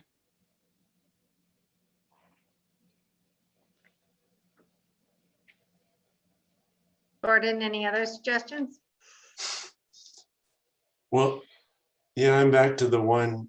Okay, if we're talking about surface water depletion now, we know historical rates of surface water depletion. And again, if we set an MT that is the same as the historical rate of the greatest historical rate of depletion, and that's an interim one until we can study to find out if making those periods where the surface water is depleted longer is detrimental to the habitat of, for instance, the steelhead. Because we know it goes, the thing is, it goes dry. There's nothing we can do about it going dry. If we stop half the pumping, it still goes dry. So the question is, do the length of the dry periods have a significant effect on what would be what is there habitat that it has a significant unreasonable effect on? And we don't know that. So can we set it effectively at historical rates? Or do we decide that the projection isn't significant and unreasonable until we can do the study? So Gordon, just so I understand, are you saying that the measurable objective for the surface water depletion should be the, what this, linked to the 2011 hydrograph, or are you saying the minimum threshold should be the 2011 hydrograph? Well, the measurable objective is, at least for this basin, as I see it, is what we'd like to have, which is no surface water reduction, which is what happens when we reach our MOs, or the basins are nearly full. So it's the minimum threshold. It's the bottom end that at the moment we're saying we need studies to know what bottom end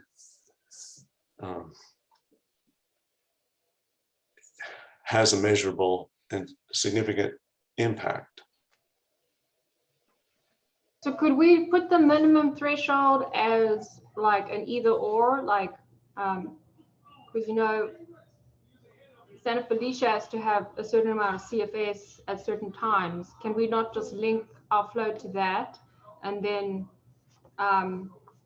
link a temperature to it, that if it exceeds a certain temperature, then a mitigation needs to happen in specific areas? Responsible for the weather now, for maintaining temperature in the river there? I thought it was water level that we're supposed to be watching. Yeah, but the water level interacts with the surface level. And yeah, the water level will take care of the temperature. Deeper down. And obviously, the more flow you have, the lower your water temperature. So the lower your flow, the higher the temperature. And if when there isn't flow, you have isolation of flow and cooling, and then temperatures go higher. So if we have isolation, then we're not worried about flow making it to Santa Felicia or to Freeman. We're isolated. We're not connected anymore. Yeah, I mean, I kind of feel like when there is flow, you want to maintain flow. And then when there isn't flow, then you are trying to secure a certain livable temperature in the pools in identified rearing and spawning habitat areas.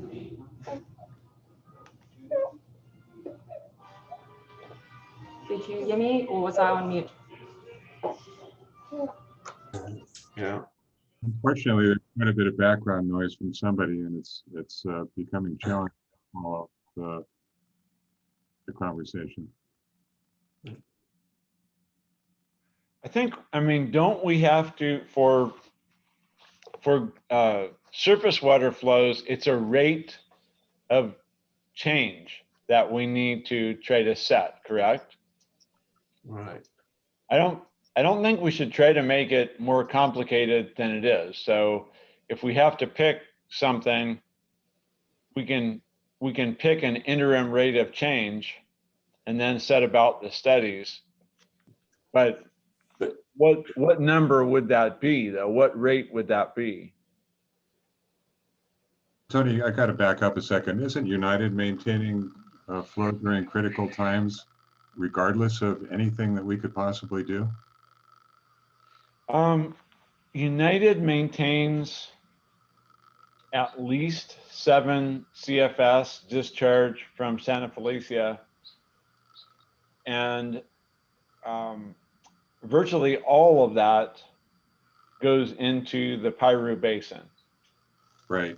But I think in drought years, it essentially goes subsurface shortly after the confluence of Piru Creek and the Santa Clara River. It doesn't make it much further past. So during drought years, we're not getting migratory movement through the system anyway. Correct. Yeah, my recommendation is that we only concentrate on the incremental impacts that would be associated with pumping, because I think, you know, the migratory part occurs for the most part when little pumping is going on. So people who have tree crops are not irrigating during the springtime and the winter when there's rain, and that's the very time that the migration occurs. So that's, I think, something we should stay away from, because that, as Brian Bondi said, the incremental amount of the city or Waring Waters pumping, or somebody who happens to pump because they have a hoop house or something, that's got to be tiny, and it will have almost no effect on surface water flows in years that migration can occur. So I think we ought to look at just the incremental effects of pumping during drought times. And I think, you know, we have to keep in mind that it's mostly the drought, it's mostly nature that's having the negative effects on the, you know, Olmika, steelhead or rainbow trout that's caught in those areas, or that inadvertently or purposefully is in those areas, the Cienega or the East Grove. And the East Grove, the indications that we have now are that if a fish is in that area, even in the drought, even in the summertime, it seems like there's a high likelihood that they can survive there. So our focus probably just needs to be on the Cienega area and looking at the impacts of our pumping on the species and the groundwater level on the plants. I guess another point, Tony, is if we're in a situation where we've got enough flow to support migration or whatever, if we've got flow in the river, the basins are being refilled very quickly. Correct. The groundwater levels are going up quickly, yeah. Going down. We see that on our wells.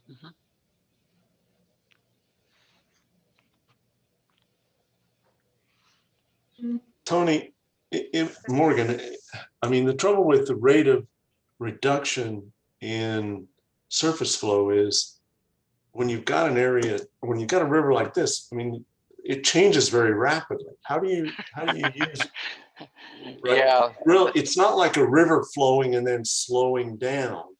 It flows and then it dries up in months. Like the rate of change, weeks. I'm at a loss whether that's even an appropriate number for us. I mean, and I have to admit, I haven't walked around these areas to try to understand it, but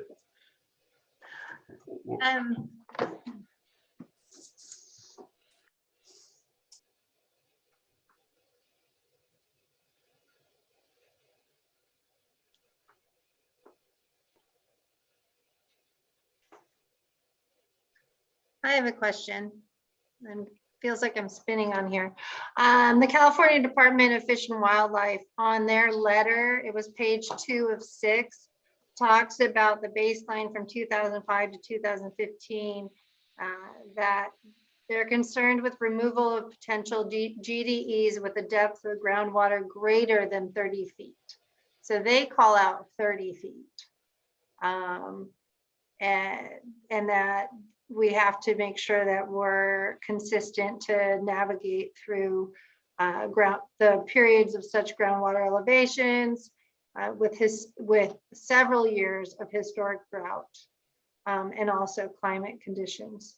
So with that being said, should that line be at 30 feet? And that we look at it for several years as our lowest point. And then with the surface water, if it gets to that level, then we set some mitigations and do the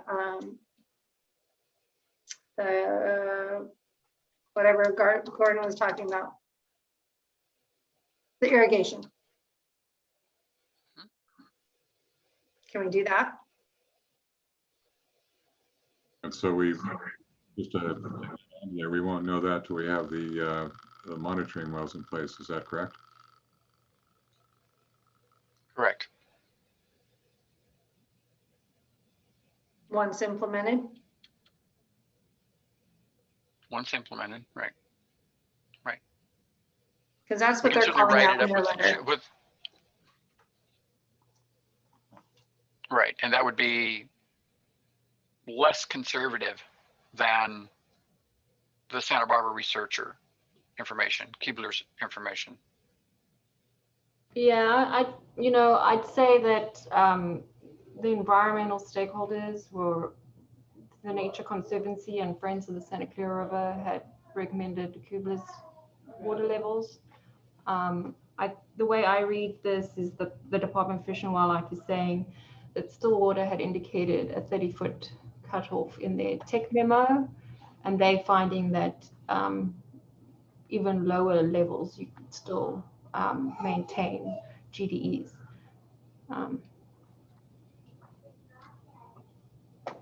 So you could maintain GDEs with levels below 30 feet.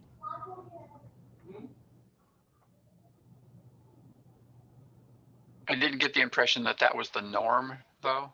No, that's why I think the environmental stakeholders are going with the more conservative number. Yeah. So, and their conservative was a 25? I mean, the way I recall it, it was 12, and Tony Morgan's been quoting 20.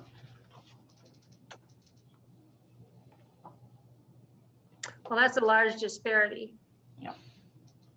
And from the last meeting that we had, we all agree that we don't have enough data to ensure that we know exactly what's going on. And so we need to do some more studies. So Kibler's comments were approximately 10 feet below the 2011 groundwater elevation. So 10 feet below basin full conditions. So 2011 low for this particular spot on the ground is right here. And the blue line is 10 feet below that. And that's what I was just labeling as a critical water level. That is about, at this location, about 20 feet below ground surface. The critical water level. Okay, so in this, would you call out the 10 below critical water level or 20 below surface water? I would go 10 below the 2011 value. 10 feet below the 2011 water level. And that would be for each well or overall? That would be for those wells in the Cienega area. So in this instance, we're talking about using the new monitoring wells as the representative wells for this. Or at least that's my interpretation of what I'm hearing tonight. Okay. And when we have those, it's root depth, so it's relative to the ground, some idea of the ground level in the area where those wells are.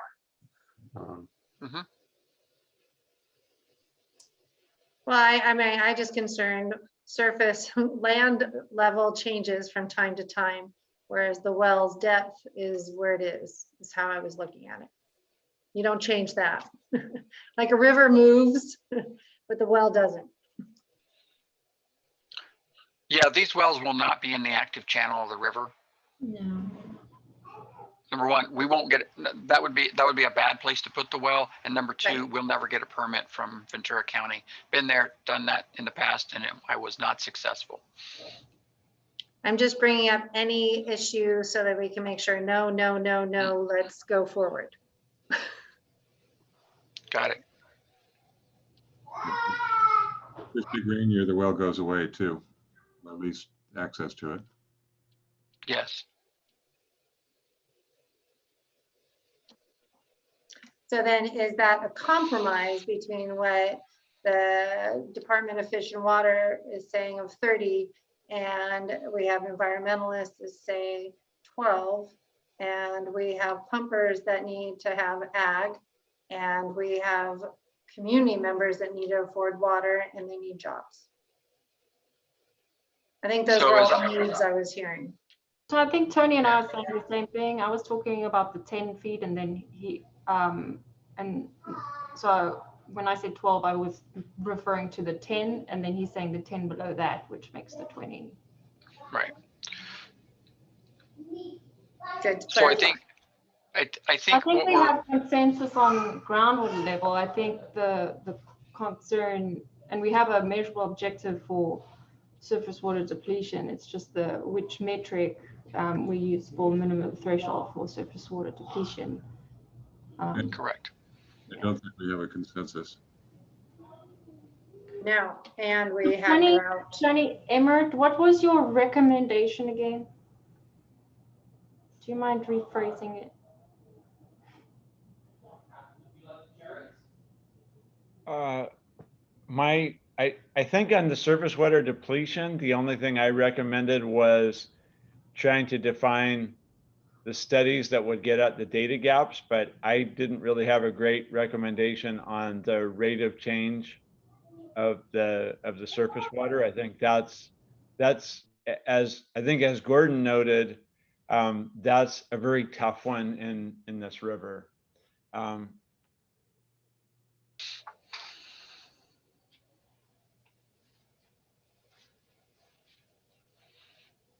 So I'm going to be optimistic and pretend that we've agreed that we're going to do the 10 feet below the 2011 water level for the vegetation MT. We can come back to that if I was overly optimistic that we've got consensus on that. But then I wanted to show you then the graph. We've seen this multiple times before. The amount of rising groundwater, which in the area of the Cienega/fish hatchery is groundwater. That's your surface flow there. And so you can see once again, no pumping is a sort of the brown line. With pumping is the gray.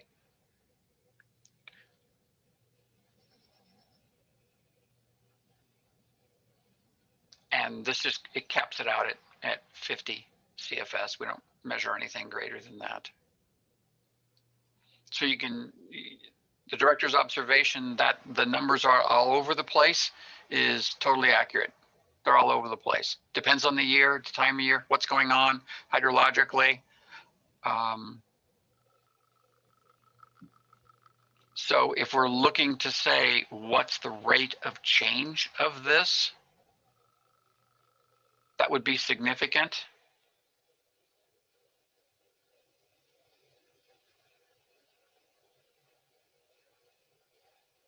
I'm looking for some creative thinkers out there amongst the board.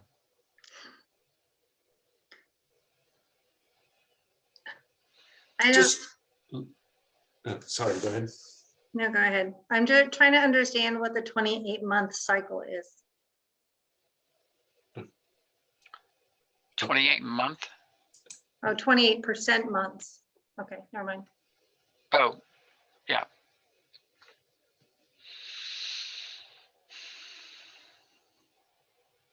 Go ahead, Gordon. Just rate of change. I mean, the rate of change is you look at those lines are vertical. The rate of change is it's huge. It's not the right measurement. I mean,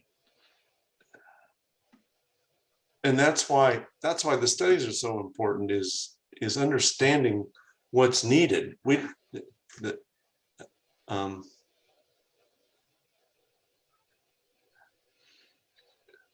because it's, I mean, if we're talking about protecting habitat, it's probably more about just the rate of flow being sufficient if there are fish trying to use that area or other aquatic species trying to use that area. You need to maintain, they need a, presumably they don't just need a standing pool, because then it looks like the river down by the Sataquai Bridge where it's green and the only thing that lives is moss. Well, we're not talking about flowing water here. We're talking about rising groundwater. And so we're making the assumption based on many years of evidence that rising groundwater is the surface water in the area near the Cienega / fish hatchery.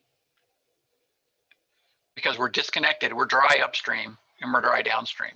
So the source of that water is largely rising groundwater there. So it's not like we're saying, oh, we have flowing water going through. That's not our hydrologic condition there. We've got an area that has standing water, and that standing water is being replenished by the rising groundwater. So some is being evaporated, some is being consumed by plants, et cetera, of that shallow groundwater, but it's the rising groundwater that is the source.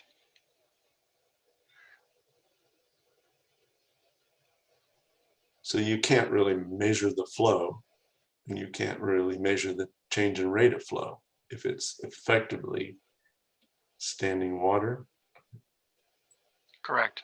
I mean, there are ways to go out there and measure the rate of flow coming out of this, up through the subsurface. There are ways to do that. But again, this is why I say, like, why is temperature not a good metric? Because if you have water, then you want the water to be a certain temperature.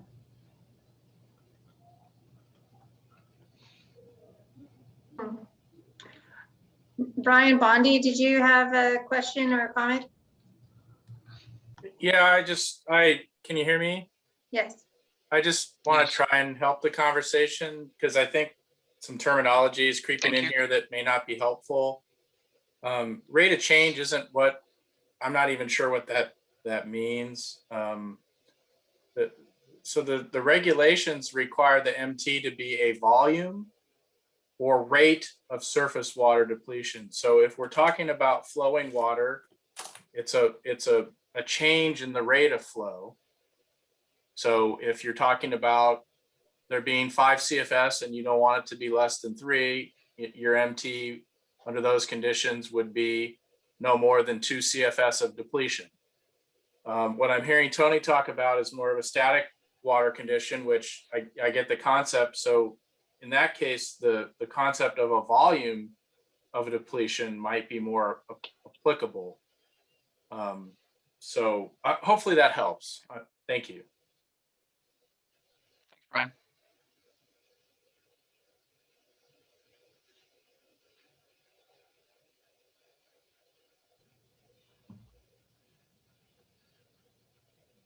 Okay, we also had another chat. You want to read that, Lisa?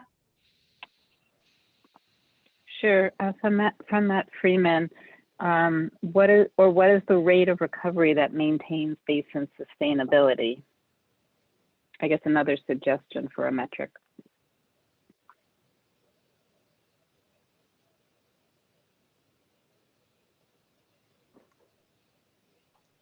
If Matt can, it would be helpful to have a little more detail on that.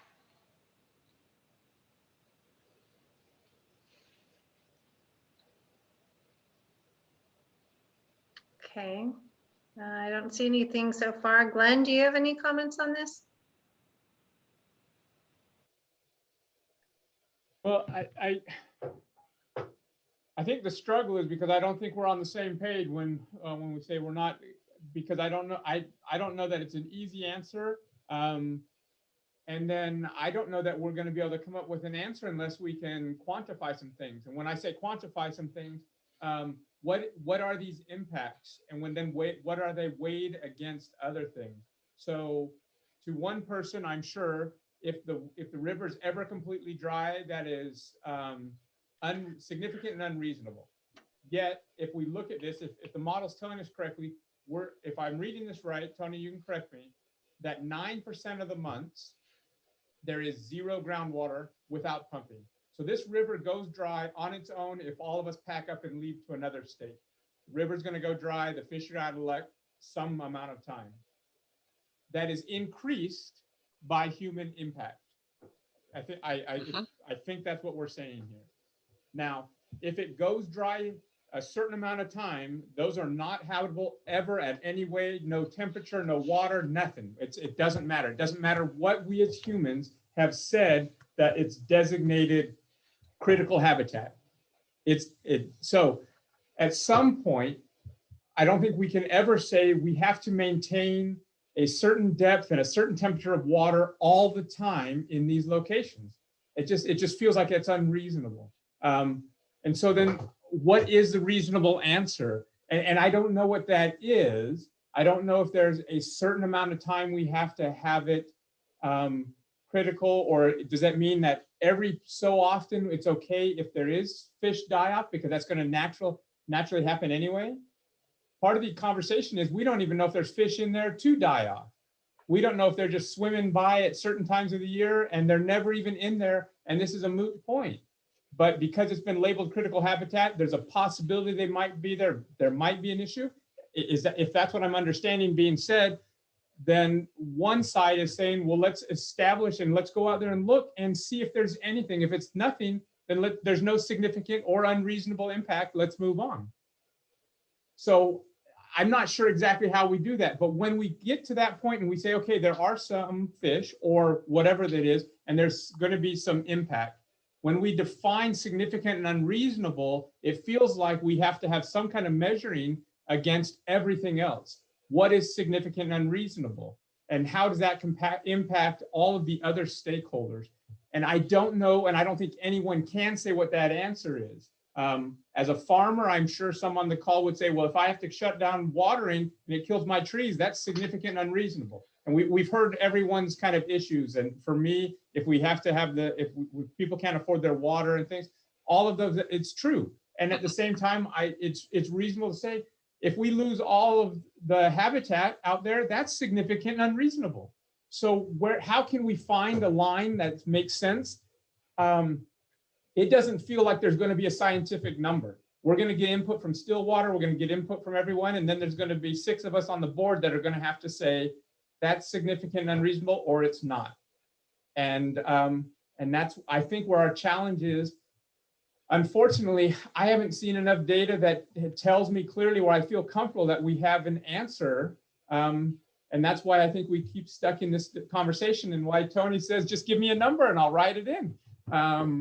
I don't know what that number is, and that's where the challenge is. So we could argue this forever. When we talk about temperature in the water, we could go, do we put a refrigeration system out there and have one pool of water that's cold enough?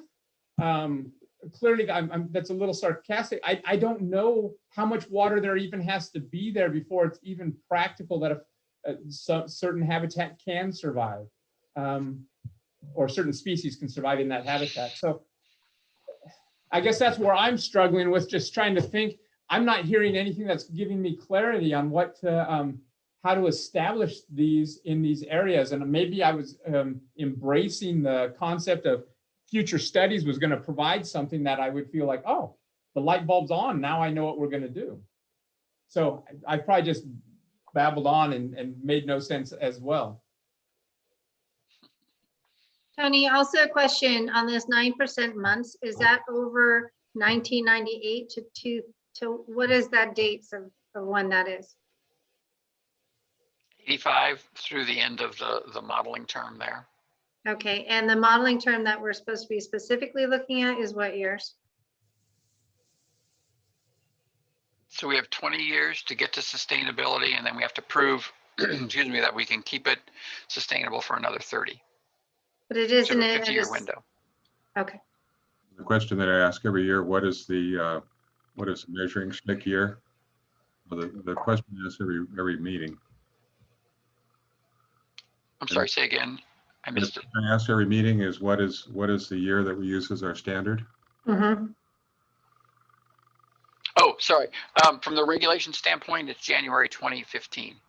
You don't have to, you're not required to make conditions better than they were in January 2015. You can start there and go forward. The asterisk to that is that if there were really bad conditions occurring before January 2015 and they carried forward into the future, then you probably are in a situation where you're going to be on the hook for those continuing. So that's my question, is from 2015 to 2020, are we still at the same without pumping 9%, we're at 0, or what was that? It looks to me like there's more Well, you had months that we're at several. 0. Oh yeah, there were several months in there where it was 0.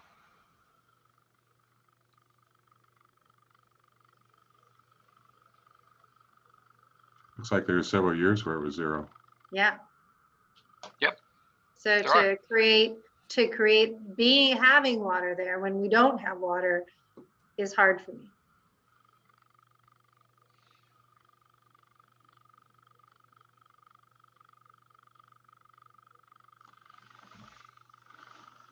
Chair Long, I guess I'll say what I say every meeting or the last few meetings. I don't see how we could possibly have consensus on an MT, but I think we could agree on a process.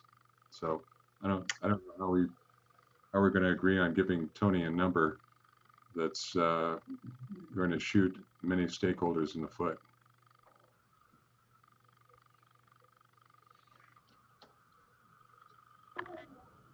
I agree. My preference would be for a flow metric. You know, United has to maintain the 7 CFS.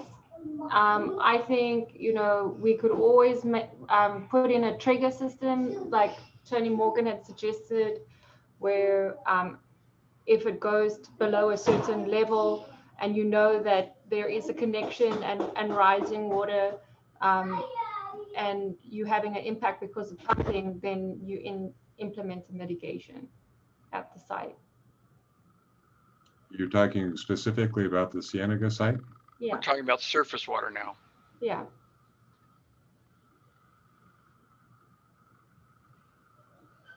When we know that almost every no flow, when we know it, almost every year we have at that location, we have a significant period of no flow.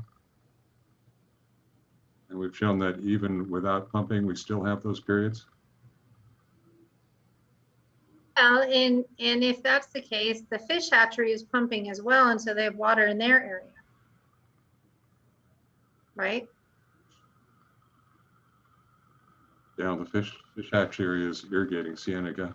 Yeah, so they're actually doing the fish hatchery, which we're talking about. So that's, I think, last meeting or the meeting before, I asked the question generally, just what's the situation there? I believe the fish hatchery is closed. I don't think they're pumping, but I haven't been over there for a while. well, they're one of our major ratepayers, I thought. So they're pumping. Tony Emmert, or is the fish hatchery still moving water through the concrete channels? Director McFadden, I have not verified that either. There has been pumping that's registered in the past years. I don't know if there was billing this last period. I had heard that they were shut down because of disease problem. Sounded like temporarily, but I don't know that. If the fish hatchery is not operating, wouldn't that be a significant blow to the Cienega project? Because that effluent is what was going to be used for the water supply for the reestablishment there. Candace, do you know? I don't know if the hatchery is running or not either. I'm just trying to think another step down the path. I can circle around and get an answer because we have a native trail nursery there and do restoration there often. Well, and in the future, they're going to want to, right? That's the goal of that whole project, is that they would be working. Well, I And- mean, it's an important site from steelhead recovery point of view, because I know when CDFW has to relocate specimens due to pools getting too hot, they will keep the fish at the fish hatchery and then replace them when temperatures go down again. Okay. Lisa, there's two chats. Do you want to read those? Sure. We had a question from Rachel Lennon. Do the MTs and MOs have to be the same for both GSPs? Or can Pyru have different ones from Fillmore if the issues are different? That's an easy one. They can be different. Thanks. And then Dan Dittmer noted that United is not required to maintain 7 CFS at Cienega site. That is a typical release from Lake Pyru for habitat below the dam. Yeah, I mean, Dan, I understand that. And I think the point that Tony Emmerich made was that it goes below ground, but it's when we know that the groundwater is providing rising water at the Cienegas that we don't want to break the connection when that is happening.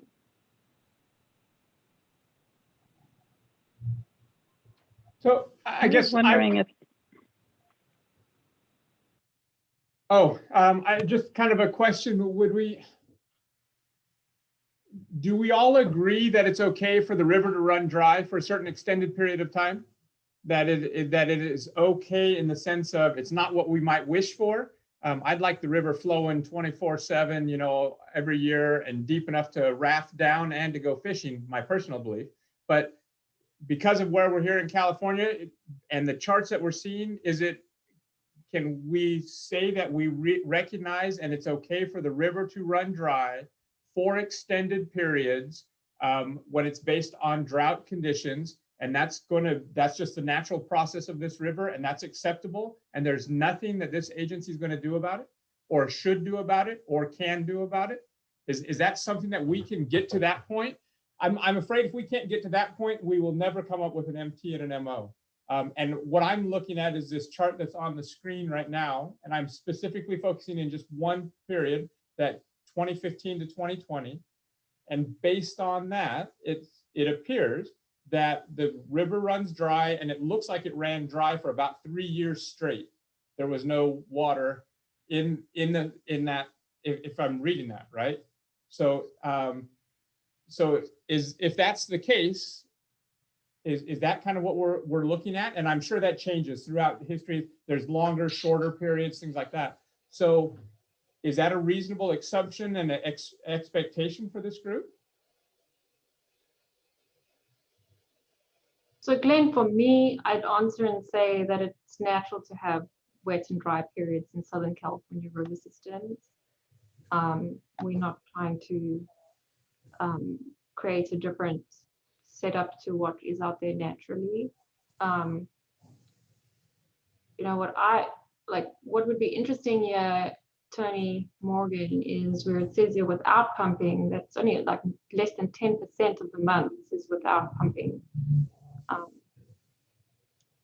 It's just like, to what degree was pumping impacting it within these specific timeframes? Because if you can quantify what impact the pumping's having, then you can kind of figure out, is pumping having an impact in these specific times? Do we need to mitigate for that, or is this just the natural condition? And I think that's what we're trying to get at, the data to inform those decisions. Because we know what the impact of pumping is. We have that chart. Yeah. We looked at that, and that's where we have the MTs of the 20. And that's the same as the surface water is at a 0. Right? Or am I reading that chart wrong? But I think it is right.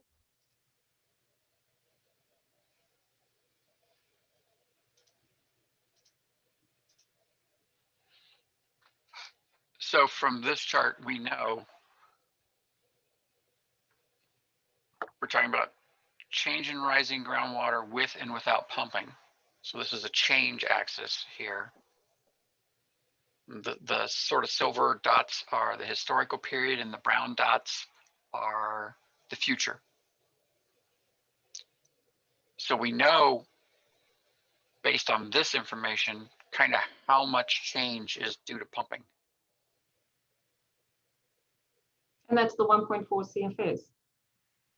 So that's the average is 3.8 versus 5.1. So it's, big picture, 1.3 CFS kind of thing, long-term average. But in between 2015 and 2020, the marker we're looking at, majority of it was zero. Zero change rise, because there's change zero in water. rise because of pumping. If there's zero rise, and 0 minus 0 is 0. Right, my point. And that was natural. That was the environment that we had. And at the last meeting, we talked about the fact that even if we wanted to, we couldn't buy the water fast enough to get here to get us out of that. Am I right? Mm-hmm. Okay. Mm-hmm. So then. So Tony, is this with or without pumping? Because this is just a historical and this is the change. This is the change. Okay. The change between with and without pumping. So that dot right there represents the difference between with and without pumping was 10 CFS.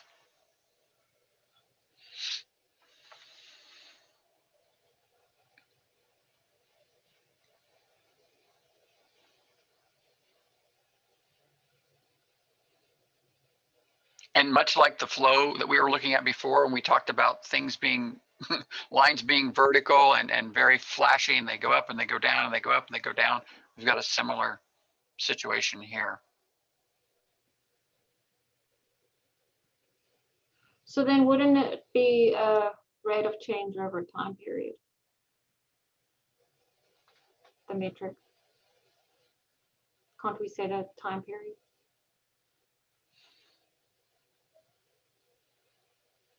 The sliding scale of 5 years.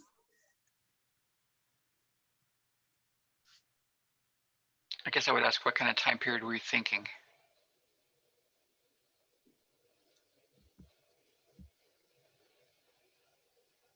Well, if it's 10 CFS, it's like, what does that equate to in what's happening in the field?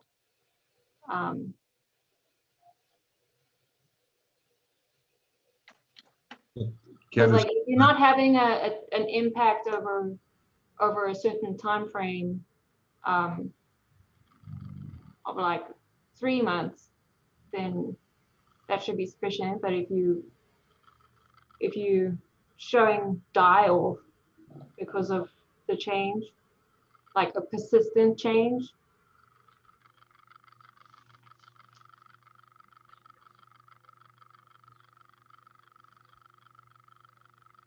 or maybe it's a trend.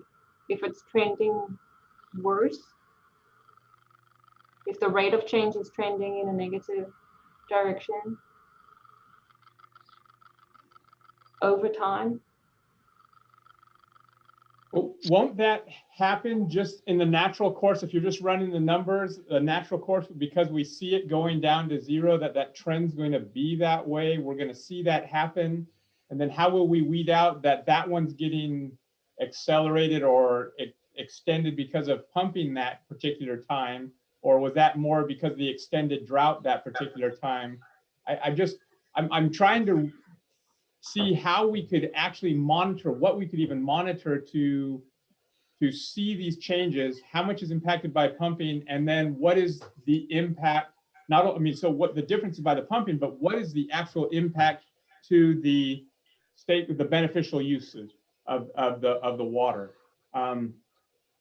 It seems like a very complex mathematical thing that I don't know if there is a formula or an answer to, that if I feel like we're getting to more of a subjective feel good, that's what it's going to be. I think we can find numbers to say how much flow and things like that. I'm not connecting the dots of how to do that in a reasonable way that it's not jumping out to me. And it regularly goes down to 0 regardless of what we do. Right. So if you're at 0 for 5 years, do you reevaluate? I don't know. All I know is that we all agree that we need more studies. So. Well, we would, I mean, it goes back to what Tony Morgan has said in earlier ones. It's like if you have, you said benchmarks and then that which trigger management to avoid getting to the minimum threshold. But we have to identify the minimum threshold. Right, and the minimum threshold for the last 5 years has pretty much been 0. Do you go to the extreme? I mean, it doesn't make sense to me. Well, it hasn't been 0. It is, I'm just close to 5, like 2.5, 5 as well.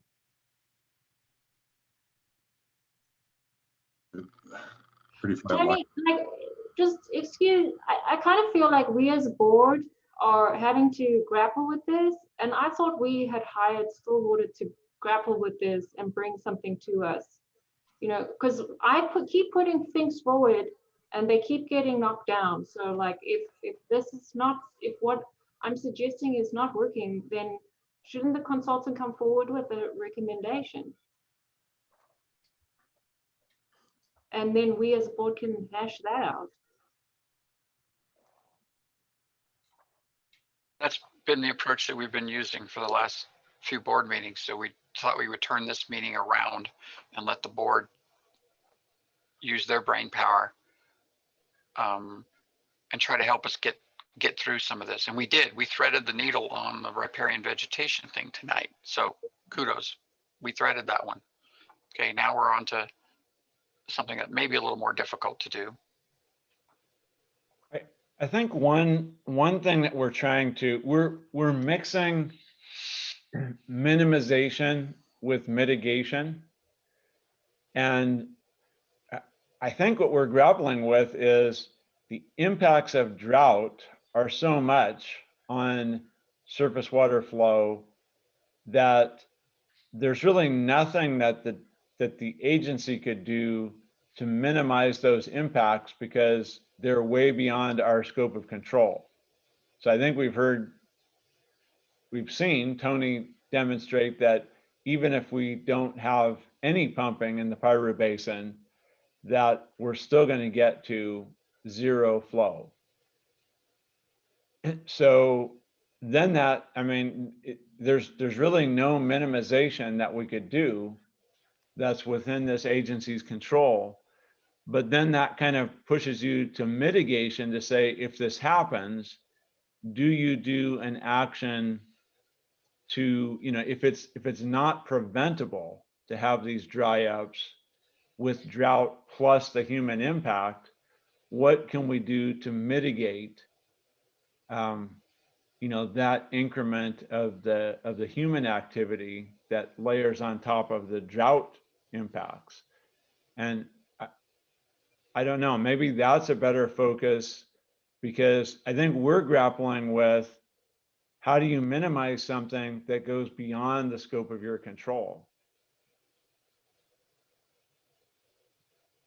And without knowing the beneficial users, we don't even know what to mitigate.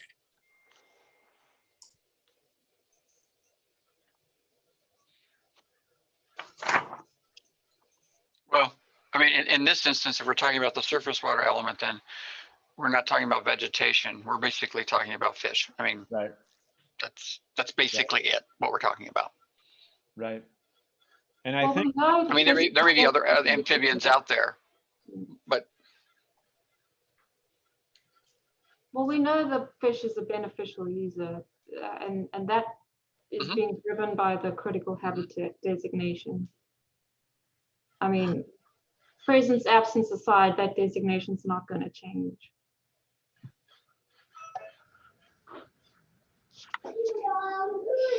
Brian's got his hand up. I think it's been up, but Brian, did you have something else? Yeah, I mean, can you hear me? Yes, go right ahead. So this is a graph of depletion that you're looking at. This is exactly what you're supposed to be trying to figure out is picking a rate of depletion off a graph like this. And I see three distinct things on this graph. On the bottom, you see plots and clusters of 0. That's when there's no difference between the model run with and without pumping. And so there's 0 depletion when that's happening. This is the droughts. This is when the river goes dry on its own naturally. And there's no difference between pumping. And there's nothing we can do about that, right? Right. Then you see sort of this cluster, or very little we can do about that, right? Or nothing. Okay, so then you see this cluster ranging from about 2.5 CFS of depletion to around maybe 5. And that's kind of most of the data. That's what's happening when we're not in a drought and we're not at a full condition. Then you see these spikes that go up as high as 20, 25. That's when the aquifer is filling up rapidly during a recharge event. And so what the model's saying is, if we hadn't been pumping, we would have filled up faster and flow would have increased faster. So we're not worried about the spikes. And the rate of change coming down from those spikes is irrelevant to the effects that I think most folks are concerned about. So I would propose that if folks can get comfortable with the idea that the river goes dry naturally, and that pumping's effect on that is to make it go dry a little faster and maybe stay dry a little longer. And if folks can get comfortable with that and conclude that that's not a significant and unreasonable effect, then all you're left with is deciding with whether or not there are significant and unreasonable effects during the majority of the time when the depletion is between about 2.5 and 5 CFS. That's where your study is going to help you decide, are there effects happening under those conditions in the dry seasons of the average to moderate years that most of the years comprise? Then I think therein is where your MT lies. And I agree with Tony Emmert and Tony Morgan, probably need to stay away from these extreme dry years, because if it goes dry anyways, the only effect you might be having is in the months or whatever period that you make it go dry sooner. So I just offer that as a potential way to think about it.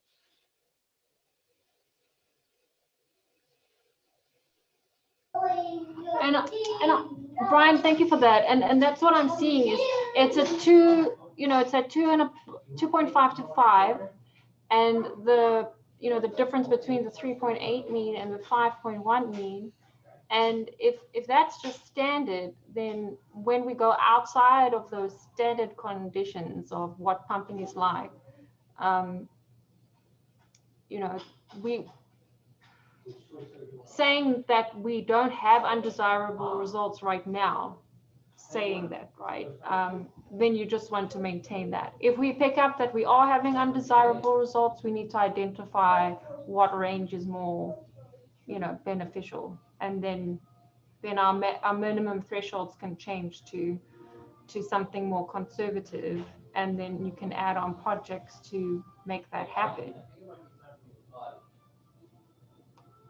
So if you do that range, or if you pick the medium of 3.8, and then it triggers monitoring of ecological conditions and trends of the vegetation, dominant GDEs, I mean, that's what the Stillwater Services is saying, is that if it gets, the potential effect is that the GDEs, through increased physiology stress to the riparian vegetation, leads to a branch of dieback or a whole tree mortality.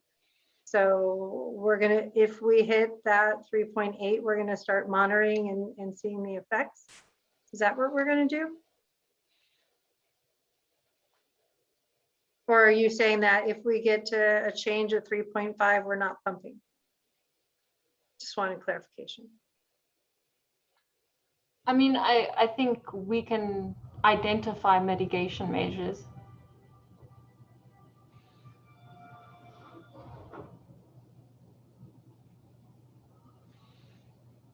Well, for me, if we're, I mean, that all sounds good in theory, but for me to be able to say, yes, we could do that, I'd need to know what that actually is meaning, what that mitigation measure is, what that impact, what the impact is, what the mitigation is, And how long would that be? What the, you know, it's too theoretical right now for me to, and so I don't know how much we have to have that detail for this plan to put out there, and so to be able to vote on. So I guess I'm still struggling with that, and I'm hoping my light bulb comes on soon on how we deal with that, how we measure it, and that what trigger is it going straight to mitigation, and what those mitigations would be. And again, I think we're still talking just water in the river for fish in the big farm. We're not talking the groundwater elevation for plant rooting depths at this point. Right. And I'm okay if it would say at 3.8 CFS, we're based on Stillwater Sciences stuff, we are recommending to monitor the health of the GDEs throughout the time. So we're looking at the studies. We're not saying you're not stopping water. We're looking at the studies and finding more information. And that's, I think, what we were agreeing with at last meeting. Well, when you say mitigation, I'm just concerned on that one. Well, my concern is if we just chose a number, if we're saying 3.8 CFS, is that like a flow in the river? Is that what we're thinking right here? And then as soon as it starts going down, we pay someone to go out, start watching. And then if it keeps going down, in certain years, it's going to go down to zero. We know it's going to, I mean, so how do we know that year is the year to act and not a year that it's just naturally going? Because at some point, once it goes past a certain point, we're not going to do anything. It's out of our control. So what you're saying, Glenn, is that the only time we would do something is when the impact on wouldn't really make any difference. But when there's actually a chance for an impact, we wouldn't do anything. I don't know what I'm just trying to figure out. It sounds to me that we're going down the path of, yeah, water starts dropping, temperatures rising, whatever the answer is, and then all of a sudden we want to start acting. But we just agreed that that might be one of those years that there's nothing that we can do or should do. It's just a natural cause that year. So I don't know how we know how we deal with those thresholds. So can we maybe agree that based on the historical data, the rate of change in rising groundwater is 3.8 CFS? And that could potentially be a placeholder, and additional studies can guide that number in a 5-year update. And then I think the next discussion is, okay, under certain conditions, what are those thresholds? You know, like if the state of California declares a drought, like then that has different implications on our management of the 3.8 CFS versus a year when it's a good rain year and we should be more conservative in our pumping resources because there's more water going around, or, you know, versus like there's a very big need during a drought year, and the likelihood of reducing pumping is not going to have a huge effect in those years. Then your triggers are different. I couldn't agree to that. That's too arbitrary. There's too many variables. Doesn't make sense to me.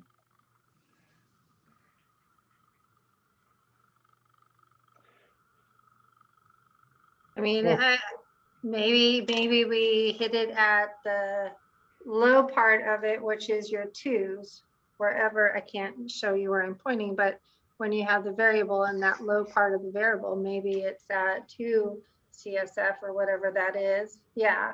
And then we kick in the monitoring and finding out how it's actually affecting the ecosystem, because the Stillwater science says that, you know, we don't have that information. So to start mitigating and saying, well, we're cutting pumping or we're doing that, doesn't make sense when we don't know what the effect is, especially when you go through a 5-year drought and everyone's, you know. So if anything, it kicks in that mitigation of, we have to find more about the GDEs in those specific regions for the 5-year. I'll go back to what I said. So you're saying if the mitigation is cutting pumping, then we're going to cut pumping, kill trees, permanent crops that have taken decades to set up on a year that might go dry anyway. So what we did was irrelevant. No, I'm not suggesting that we're cutting pumping. What I'm saying is studying how based on what the Stillwater said, is to monitor the health of the GDEs. So you're implementing that plan to study the health of it so you can understand it. That's what I read in this report. I didn't see them saying you had to cut pumping completely. Right. I'm just, yeah, I'm not saying that's what you're saying, Kelly, but Okay. If that is a potential mitigation, then we have to consider the outcomes. And there's no, I mean, if it goes dry, even I can do the study. I mean, there's no environment for aquatic species if it's sand, like it does on its own. The real question is, over the long period, is the fact that it does it potentially more often or does it for longer, does that affect the critical habitat? And without a study, we have no idea. And Feels to me, it's not affecting your critical habitat. It's affecting whether or not fish can survive. We're only talking about surface water. So in this instance, so it's just whether or not fish and other amphibians, so just for clarity, that rely on that water there. So, you know, one approach is, hey, in the long term, when we look at these things on a multi-decadal scale, there's not a whole lot of difference in the flow. Right. And so that's the big broad picture of it. Then if that's enough to satisfy you to say, well, there really isn't anything on a multi-decadal kind of look, and we are a basin management agency, we're supposed to be looking at things at the long-term perspective, that's our goal, then that's one way to perceive it. If we want to finesse it and drill down into the information more, then we say, well, during a wet year versus a dry year, what's the difference? And each of those is going to increase the level of complexities and how the GSP gets written up. And then I'm all for being able to do some studies and figure out, are there fish there? Are there not fish there? But I always look at these things for the longer perspective, is that if there are, and let's just say there are, it's critical habitat defined by NIMS. So let's say that there are fish with special status identified there. Every year you do 5 years worth of study and they're there. What are you going to do in the GSP 5 years from now? What would you write? Would the knowledge that there's fish there or not fish there be enough for you to make a decision in 5 years and write your GSP? I mean not write, but update your GSP. Right, because they come back from pre-drought values. I mean, on page 80 of that technical menu memo, it states that the recovery of the pre-drought value is within 2 to 3 years. So can the fish live upstream until we come back to pre-drought numbers? I don't know. But that's our history that they do, right?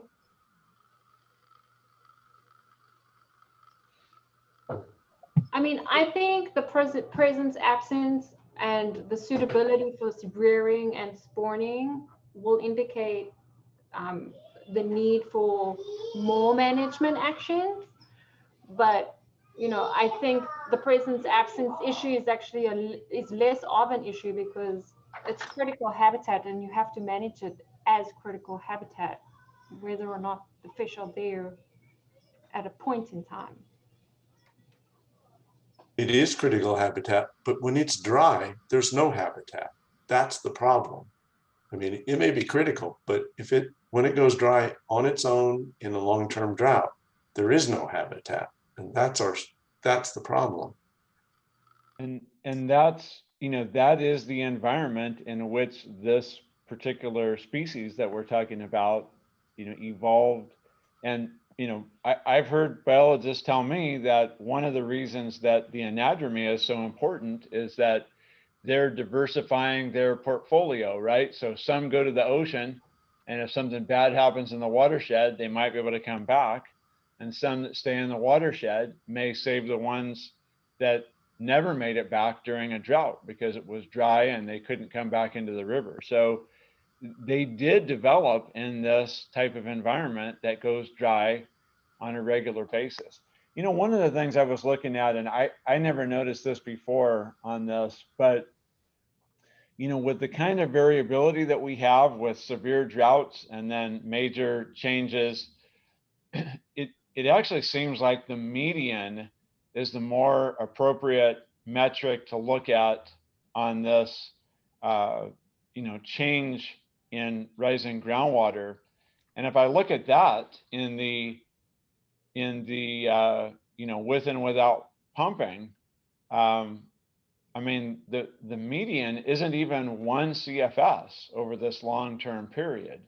So that's kind of indicating that there's really a, very minimal effect of groundwater pumping on the rising groundwater over this long study period.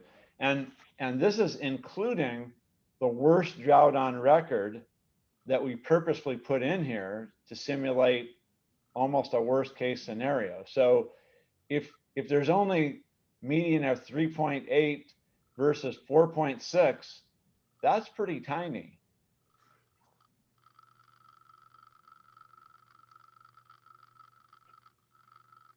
And we standardized that a little bit more because those two median numbers are from the same precipitation record, historical, and then carried forth into the future with future pumping and everything, and climate change added to it.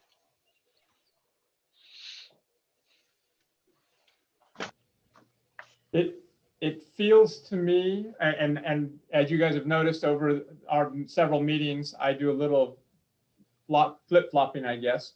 That's just who I am, unfortunately. It feels to me that mathematically we're not going to come up with an answer on this.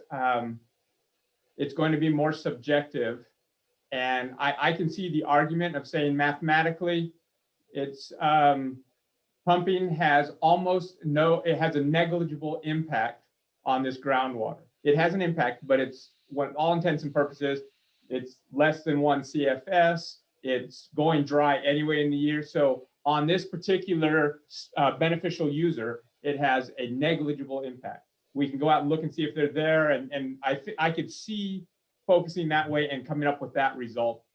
At the same time, we look at our data, and we can show, like has been mentioned today, the shoulder effect. There is some impact in the groundwater use on the surface water, and no one's denying that there's some impact.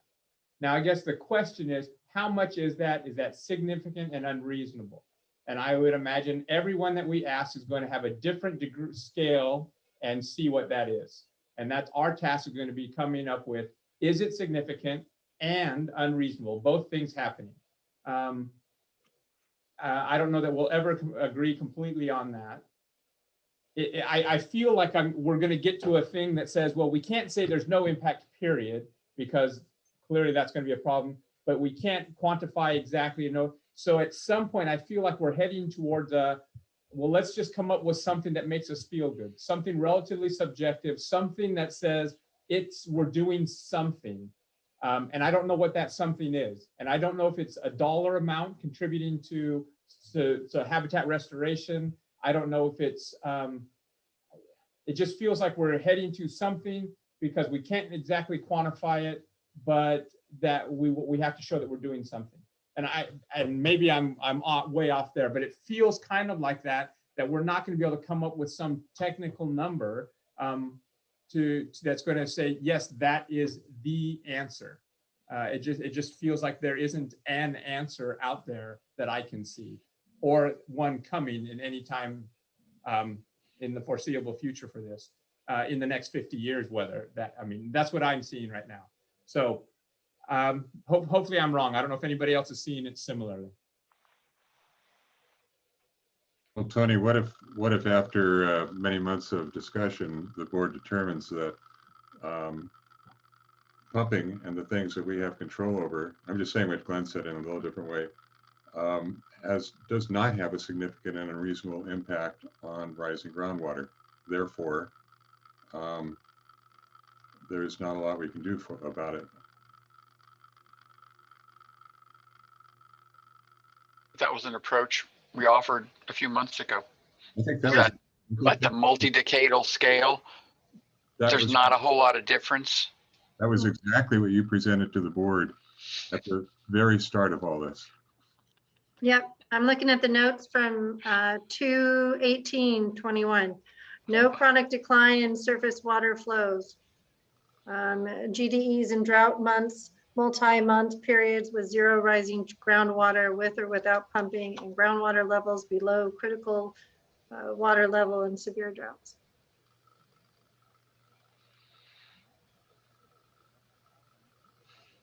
Yet it feels like we have some kind of impact, even if it's minor. So is there something we should be doing? I don't know. It's just, it feels like this discussion is going to be a difficult one.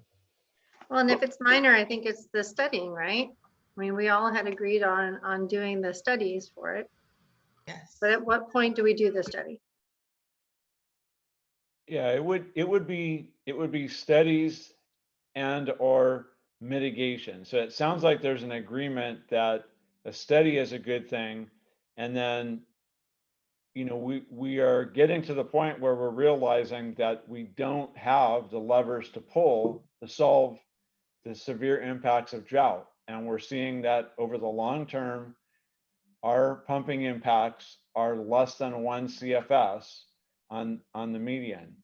So I think we're trying to grapple with something that would minimize the impacts, and we're realizing that we can't do that. We don't have the tools to do that. If we had 2 giant federal reservoirs upstream like the Salinas River has, and you've got 600,000 acre feet of storage, maybe you have a program where you could release water and keep it wet, but we just don't have that today. So it seems like studies plus some mitigation for that incremental effect. But we have to admit, we really don't have the tools to keep the Cienega wet all the time. There's just no tools in our toolbox that can prevent that. And with that mitigation, if you had to stop pumping, would that be only in that area? Well, stopping pumping, I think, would be minimization, right? It would be us trying to minimize the impacts. Mitigation would be, it's more of, I think, an after the fact, hey, we've recognized that we have some share of the impact, and is there something good we can do for the species?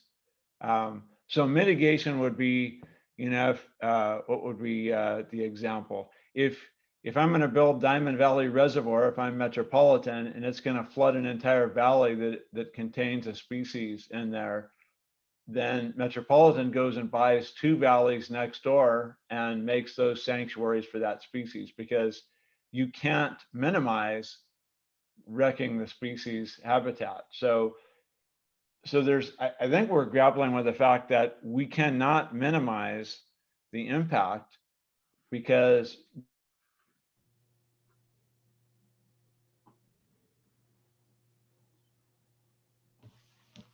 I think you froze. Should we move to Brian Bondi? I saw your hand up, and we'll wait till he freezes. Oh, okay, I just wanted to offer 2 things. First, some numbers are being used that I don't think are really depletion. We've been talking about the difference between the historical mean and projected mean, or the historical median and the projected median. All the difference between those 2 sets of numbers is just simply the difference between what we've seen historically and what we'd see in the future. That's not depletion. So those numbers are not being really used correctly. I just want to caution on that.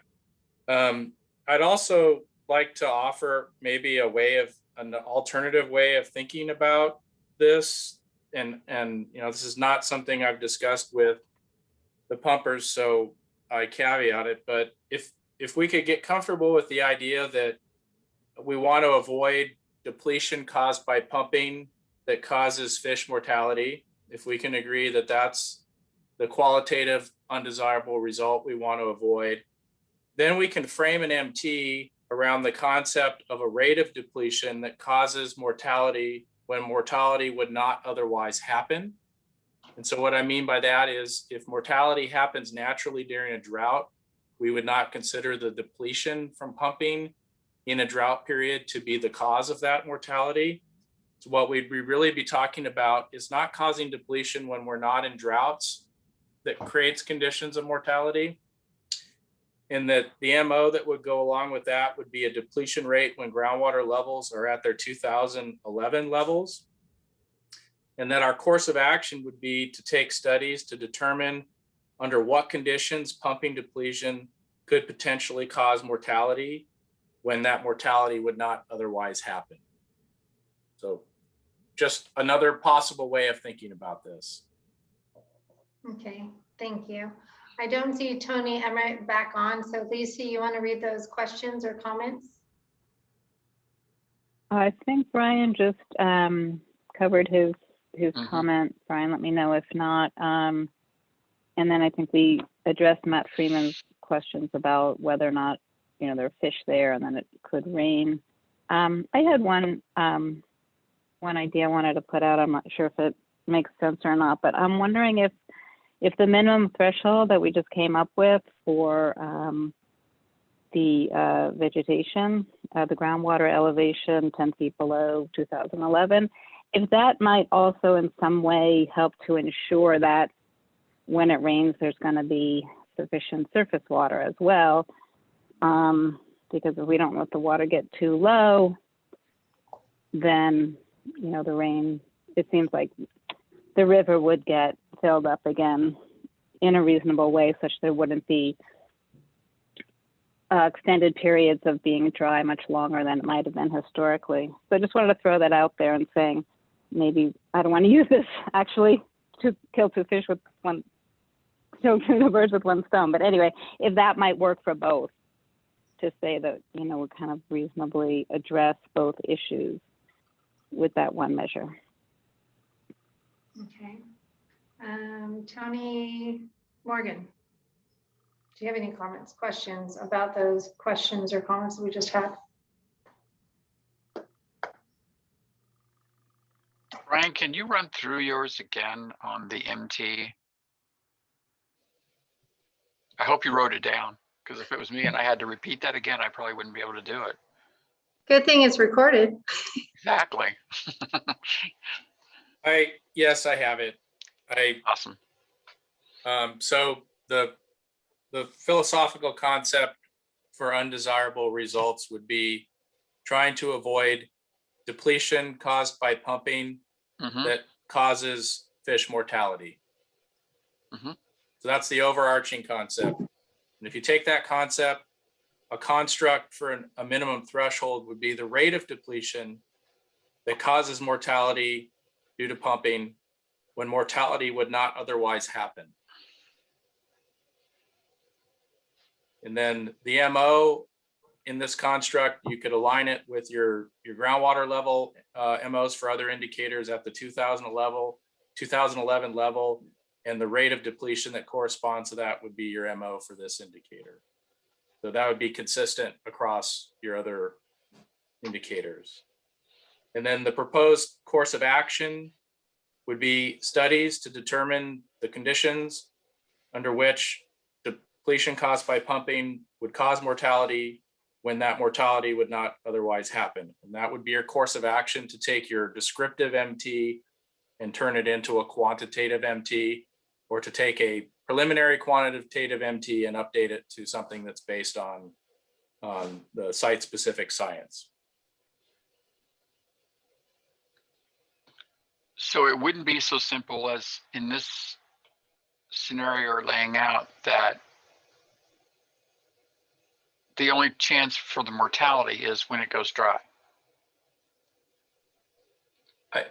In the construct that I'm proposing, we would not consider mortality during a drought as caused by groundwater depletion because the river goes dry on its own. Mhm. So really what I'm proposing is that we would focus on, when we're not in droughts, making sure that we don't have rates of depletion that cause drought-like conditions in the river. So we don't want to have pumping. Which would be dry. Dry or whatever I'm not a biologist, so I don't know if the fish, I would imagine the fish die before it's actually dry, whatever that is. Yeah. And how do we decide it's the drought? Is it the state says we're in a drought, or? I would leave that to Tony. I think they're working with the data and they can develop a construct for what's drought and what's not drought. I mean, I think it's pretty clear when you look at the chart that's still on the screen. You go from this 2 to 5 CFS of depletion and you drop off the map to 0. And so I think you could come up with some criteria that define drought, non-drought. But anyways, I'm just trying to offer a way of thinking about it. It's not numbers, but maybe it's a conceptual construct that could create a path for you. Thank you.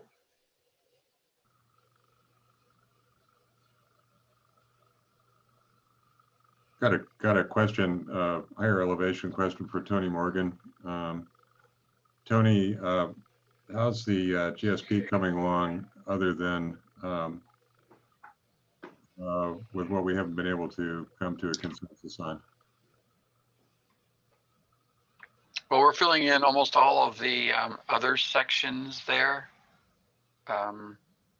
Basin setting and those kinds of things. But the two big questions are the sustainable management criteria, that section of the GSP, and the tech memo that goes with that.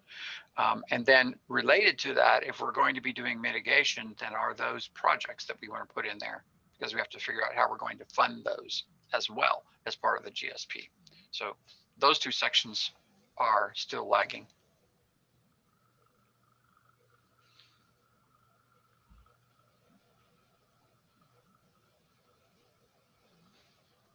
I have a question. Are we, through our discussion tonight, in agreement that mitigation, well, that we are not at the point of having mitigation be part of this in terms of the plan, or is that necessary, Tony, to have that there? Or can it just be the studies, and then as we re-examine in 5 years, if those studies show, then we go forward with something with mitigation? I mean, you can approach this from either direction. You can go ahead and put in the mitigation, like we were talking about for the water levels and vegetation. And if they drop below, so many years, we'll supply some supplemental irrigation water at the Cienega project site. That's a mitigation, and so that's easy enough to weave into the document. If we want to do studies, what I caution us to do is to make sure that the studies are such that you get the answers to the questions that will allow you to make a decision in 5 years. So if you do a study and you say, yes, there are fish there, and we've got 4 years worth of data, and we're in the final year and we're ready to rewrite certain sections of the GSP, what are we going to say? Did those studies that were done for those 4 years that indicated that, yeah, there's likely fish there of concern, did we get enough information to say, okay, that makes it clear for me. Now I think the MT should be X, whatever that is. But if it says, oh, now that I know that there's fish there, now that I need to do some more studies and do another 5 years worth of studies, I don't think that would be looked on favorably by DWR, is that it's kind of stringing along and kicking the can down the road. Just I would urge us to make sure that we do the studies that'll get us the information that we feel is part of our data gap. If we're wrestling with something mentally, let's get the information to fill that data gap, but then also be cognizant of, if you fill the data gap, what does that mean for the agency? If you say that there are fish there of special concern, you know, Omicus, whatever, are there, what would you do, board, differently than if you just made the assumption today, yeah, they're there. Well, not just If you there, knew but for sure they answering. were there, But when you say there, you mean that they're staying, they're living, reproducing in the main. they're in some part of their life cycle in that pool of water there that's in the rising groundwater zone. That's you know, it's detached, Well, upstream and downstream, so it's an isolated area. we know that at times that it's possible the part of the life cycle that they're involved in any part of the river is passing through. Agreed. To me, that's very Agreed. different than Right. than laying eggs, spawning young ones, hanging out in pools. Totally agree. Totally agree. Totally agree. So we want to just want to make sure that we get the answers to the questions so that you feel comfortable making a decision down the road. So whatever those studies are, we can, you know, I can sit with Stillwater, and if we get an idea of what information you think you need to make a decision, I can get with Stillwater and say, what kind of study would we do? And give me something that tells me about how much that would cost and how long it would take. And that can be then woven into the GSP as part of the process. The key being is that when the 5-year window is up after we've filed our initial GSP, we're going to be able to take that information, put to rest, hopefully, the questions that you have, and we'll be able to refine the MT to something that everyone can get behind. But you still have the same knobs to turn. You've got the pumping knob to turn. You've got the mitigation knob to turn. So it depends on which of those, if you want to do it. If you're saying, I'm not turning the pumping knob, I'm not going to do it, I can't get behind that.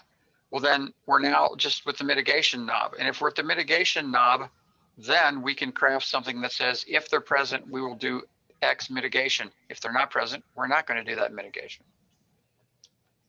So I just caution us to make sure that we're getting the information we need to make decisions. If we want to punt a little bit and try to push this down the road and get more information, let's make sure we get the right information so that you can make a decision the next time this tough question comes up before you. Well, the question that Brian suggests we ask is not whether they're there or not, because even if they're there and there was no pumping, they won't be there in the periods of drought when it dries out. So the question is, and I don't know how you decide this, but does the rate of depletion, the speed at which those pools dry out, that's the difference between pumping and no pumping, is that faster drying out result in more mortality than would happen if there was no pumping? Faster drying out, okay, does faster drying out result in more mortality? I guess the answer would be no. If the area goes completely dry, then the answer would be no. It doesn't make more mortality. They're all dead. Well, right, but if it's over 3 months instead of over 2 years, I guess that's the, you know, do they have a chance to escape? To escape, yeah. Because they're going to die if they stay there anyway. It's does it dry out in a month?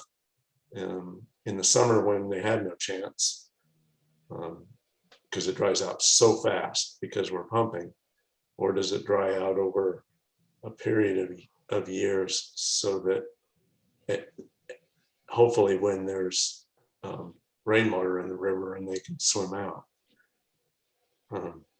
It's pretty tenuous. Is this something that we can, that Tony, that you can take back to Stillwater, this concept that Brian has brought up, and see if that's something that they can say, yeah, no, that makes sense. We can figure out, we can put something together and give you some input, some guidance, direction on from right now. We're talking about how fast that's going to dry out. We're envisioning this, you know, these fish are sitting there looking for an escape, and they're going to swim however distance to get out of there before it's 4 inches deep versus 2 inches deep. I think we're chasing down ghosts, and that doesn't make any sense to me. I would rather, is the concept thrown out by Brian, if Stillwater or someone can chew on that and say, yeah, we can make something of that, or we still don't have anything, we need further discussion. That would help me. I'd like to have that backing from the consultants, kind of like Candace mentioned earlier, is we can make decisions once the information's in front of us, but we kind of need the consultant to provide some of that if possible, if we've given an idea like this. Yeah, and Okay, I understand. From my recollection, Christian also said that the fisheries biologist, which is Ethan Bell, would probably recommend a temperature related metric, but you know, I'd be interested to see what they come back with. Okay, I will give them a ring tomorrow and see if we can begin to have this conversation with them and let them chew on it for a little bit. You know, and Tony, I think there's maybe a DWR question in here also, in that, you know, we've been struggling with how does this agency that does not have long-term depletion, we do not have long-term problems, but we do have severe drought impacts that recover quickly afterwards, and we do not have access to, you know, large upstream reservoirs that can maintain fishery habitat. Can we frame this, as Brian has put out there, to say, you know, we're going to focus on the time period in which the agency actually has levers it can pull, rather than focus on, you know, trying to somehow fight against the impacts of a drought. And, you know, it may be an interesting DWR question, because I think many of their groundwater basins are completely different than this one, right? So would it be legal? Would DWR accept that as logical? Because to me, it seems like if we can define those periods that are out of our control, and then focus our rules on the time periods in which we can have some, you know, some positive impact on this. If Sigma will allow us to do that, that seems like that would really be a good thing to try to focus on. Because I would agree with Tony on that, because Stillwater says that most of the fish species listed in the table are likely occurred perennial within the basin. So they're only at certain times. So I would think that would be an important question for DWR. And we may have some kind of a creative example that can be used by somebody else. It's likely that there are others that have this same type of thing they're struggling with.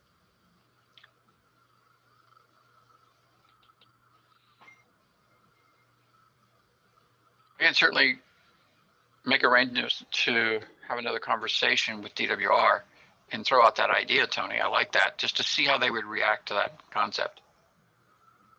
Because if they do accept the concept, it certainly is worth pursuing, because then it falls much more within the range of something that we can, you know, we can work with.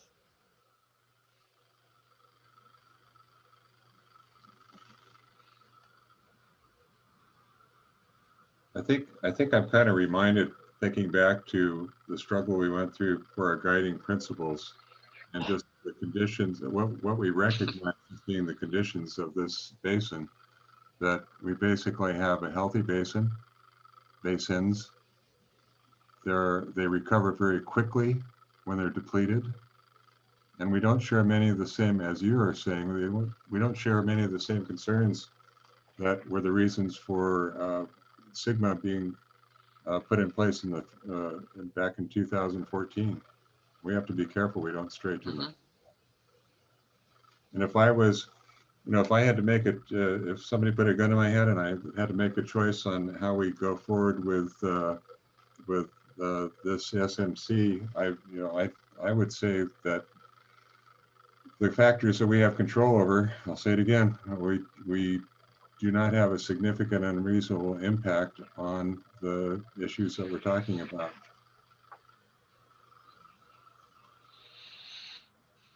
Now, there may be things we want to do to, perhaps help with the Cienega project or something like that, but have to be careful we don't stray too much from what we are.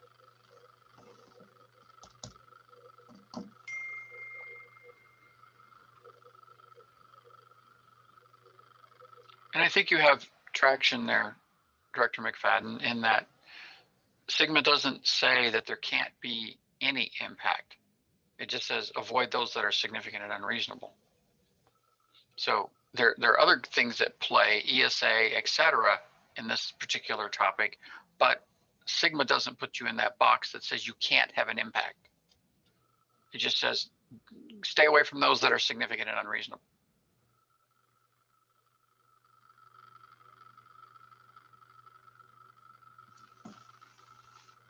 Lisa, you want to read Steve's comment? Sure. Steve Slack is letting the group know that he's going to try to get an updated press release for the fish hatchery.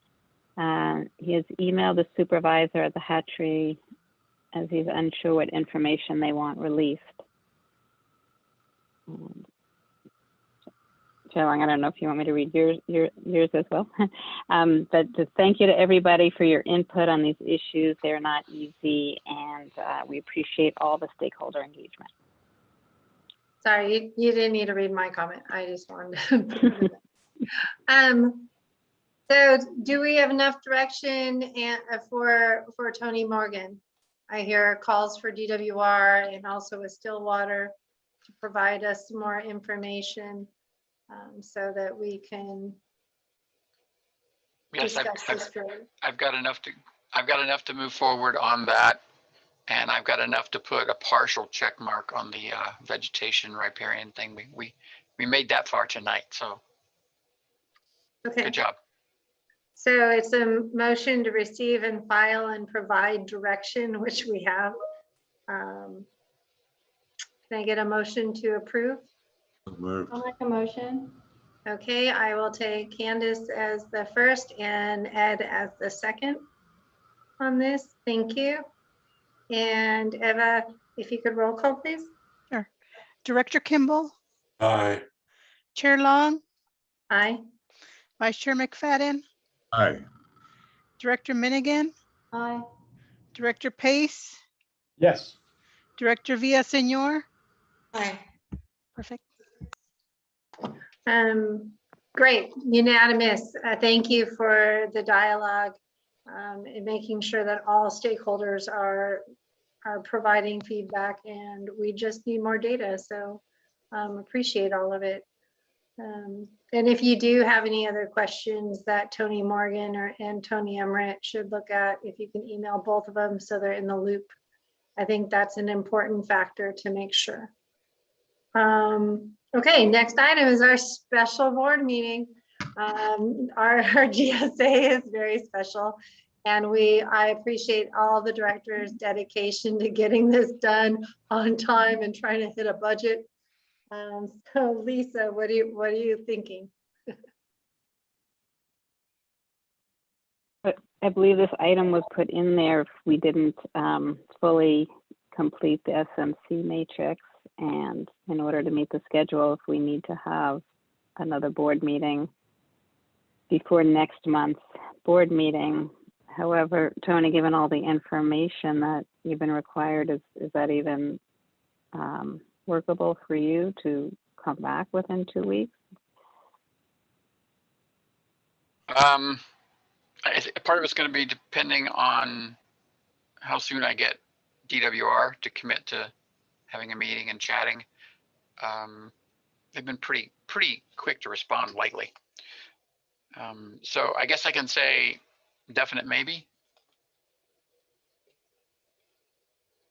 We'll try our best. And I suppose if this is the primary topic for the special board meeting and we feel we don't have enough information to bring to you, we can always cancel the meeting. Why don't we just set a tentative date and it'll be Yeah, Yeah. you call. So a special board meeting only needs to be announced 24 hours. So that would give us time to cancel if needed. But I appreciate all of us getting together to figure out what date that special meeting might be, because I know everyone's tough schedules.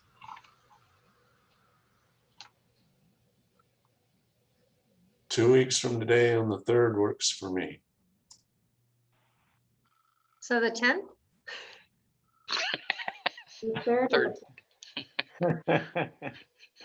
I know, I was being funny because I can't do the 3rd. Nice try. The 4th, the hot Friday night.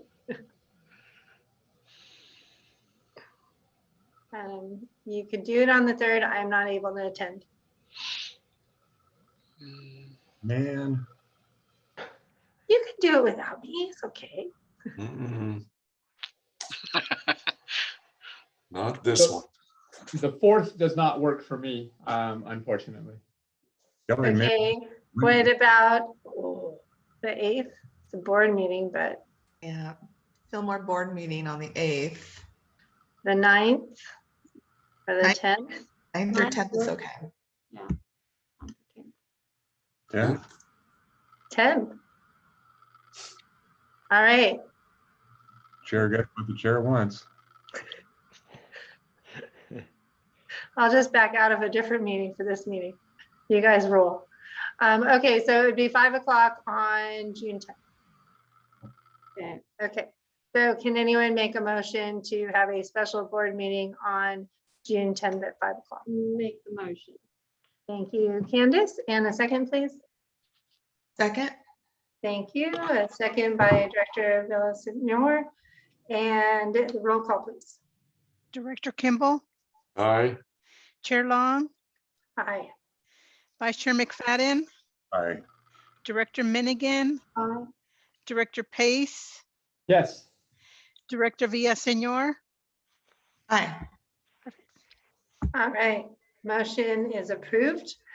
Does anyone have any future topics of board discussions? I remember we had our legislation platform as a discussion. Reminder that anytime you have a letter you want all of us to sign, let's get it on the agenda, but that needs to be done. Anything else? We've got enough. So glad you said that. Okay, so then the next is adjourned. So we are complete for the today. It's 8:30. Thank you so much for all of your engagement. I really appreciate it. And we will see you on the 10th. Thank you, everyone. Thank you. Thank you all. Good night. Good night, you guys. Good night, everybody. Good night. Good night. Pen. Good night. Good night.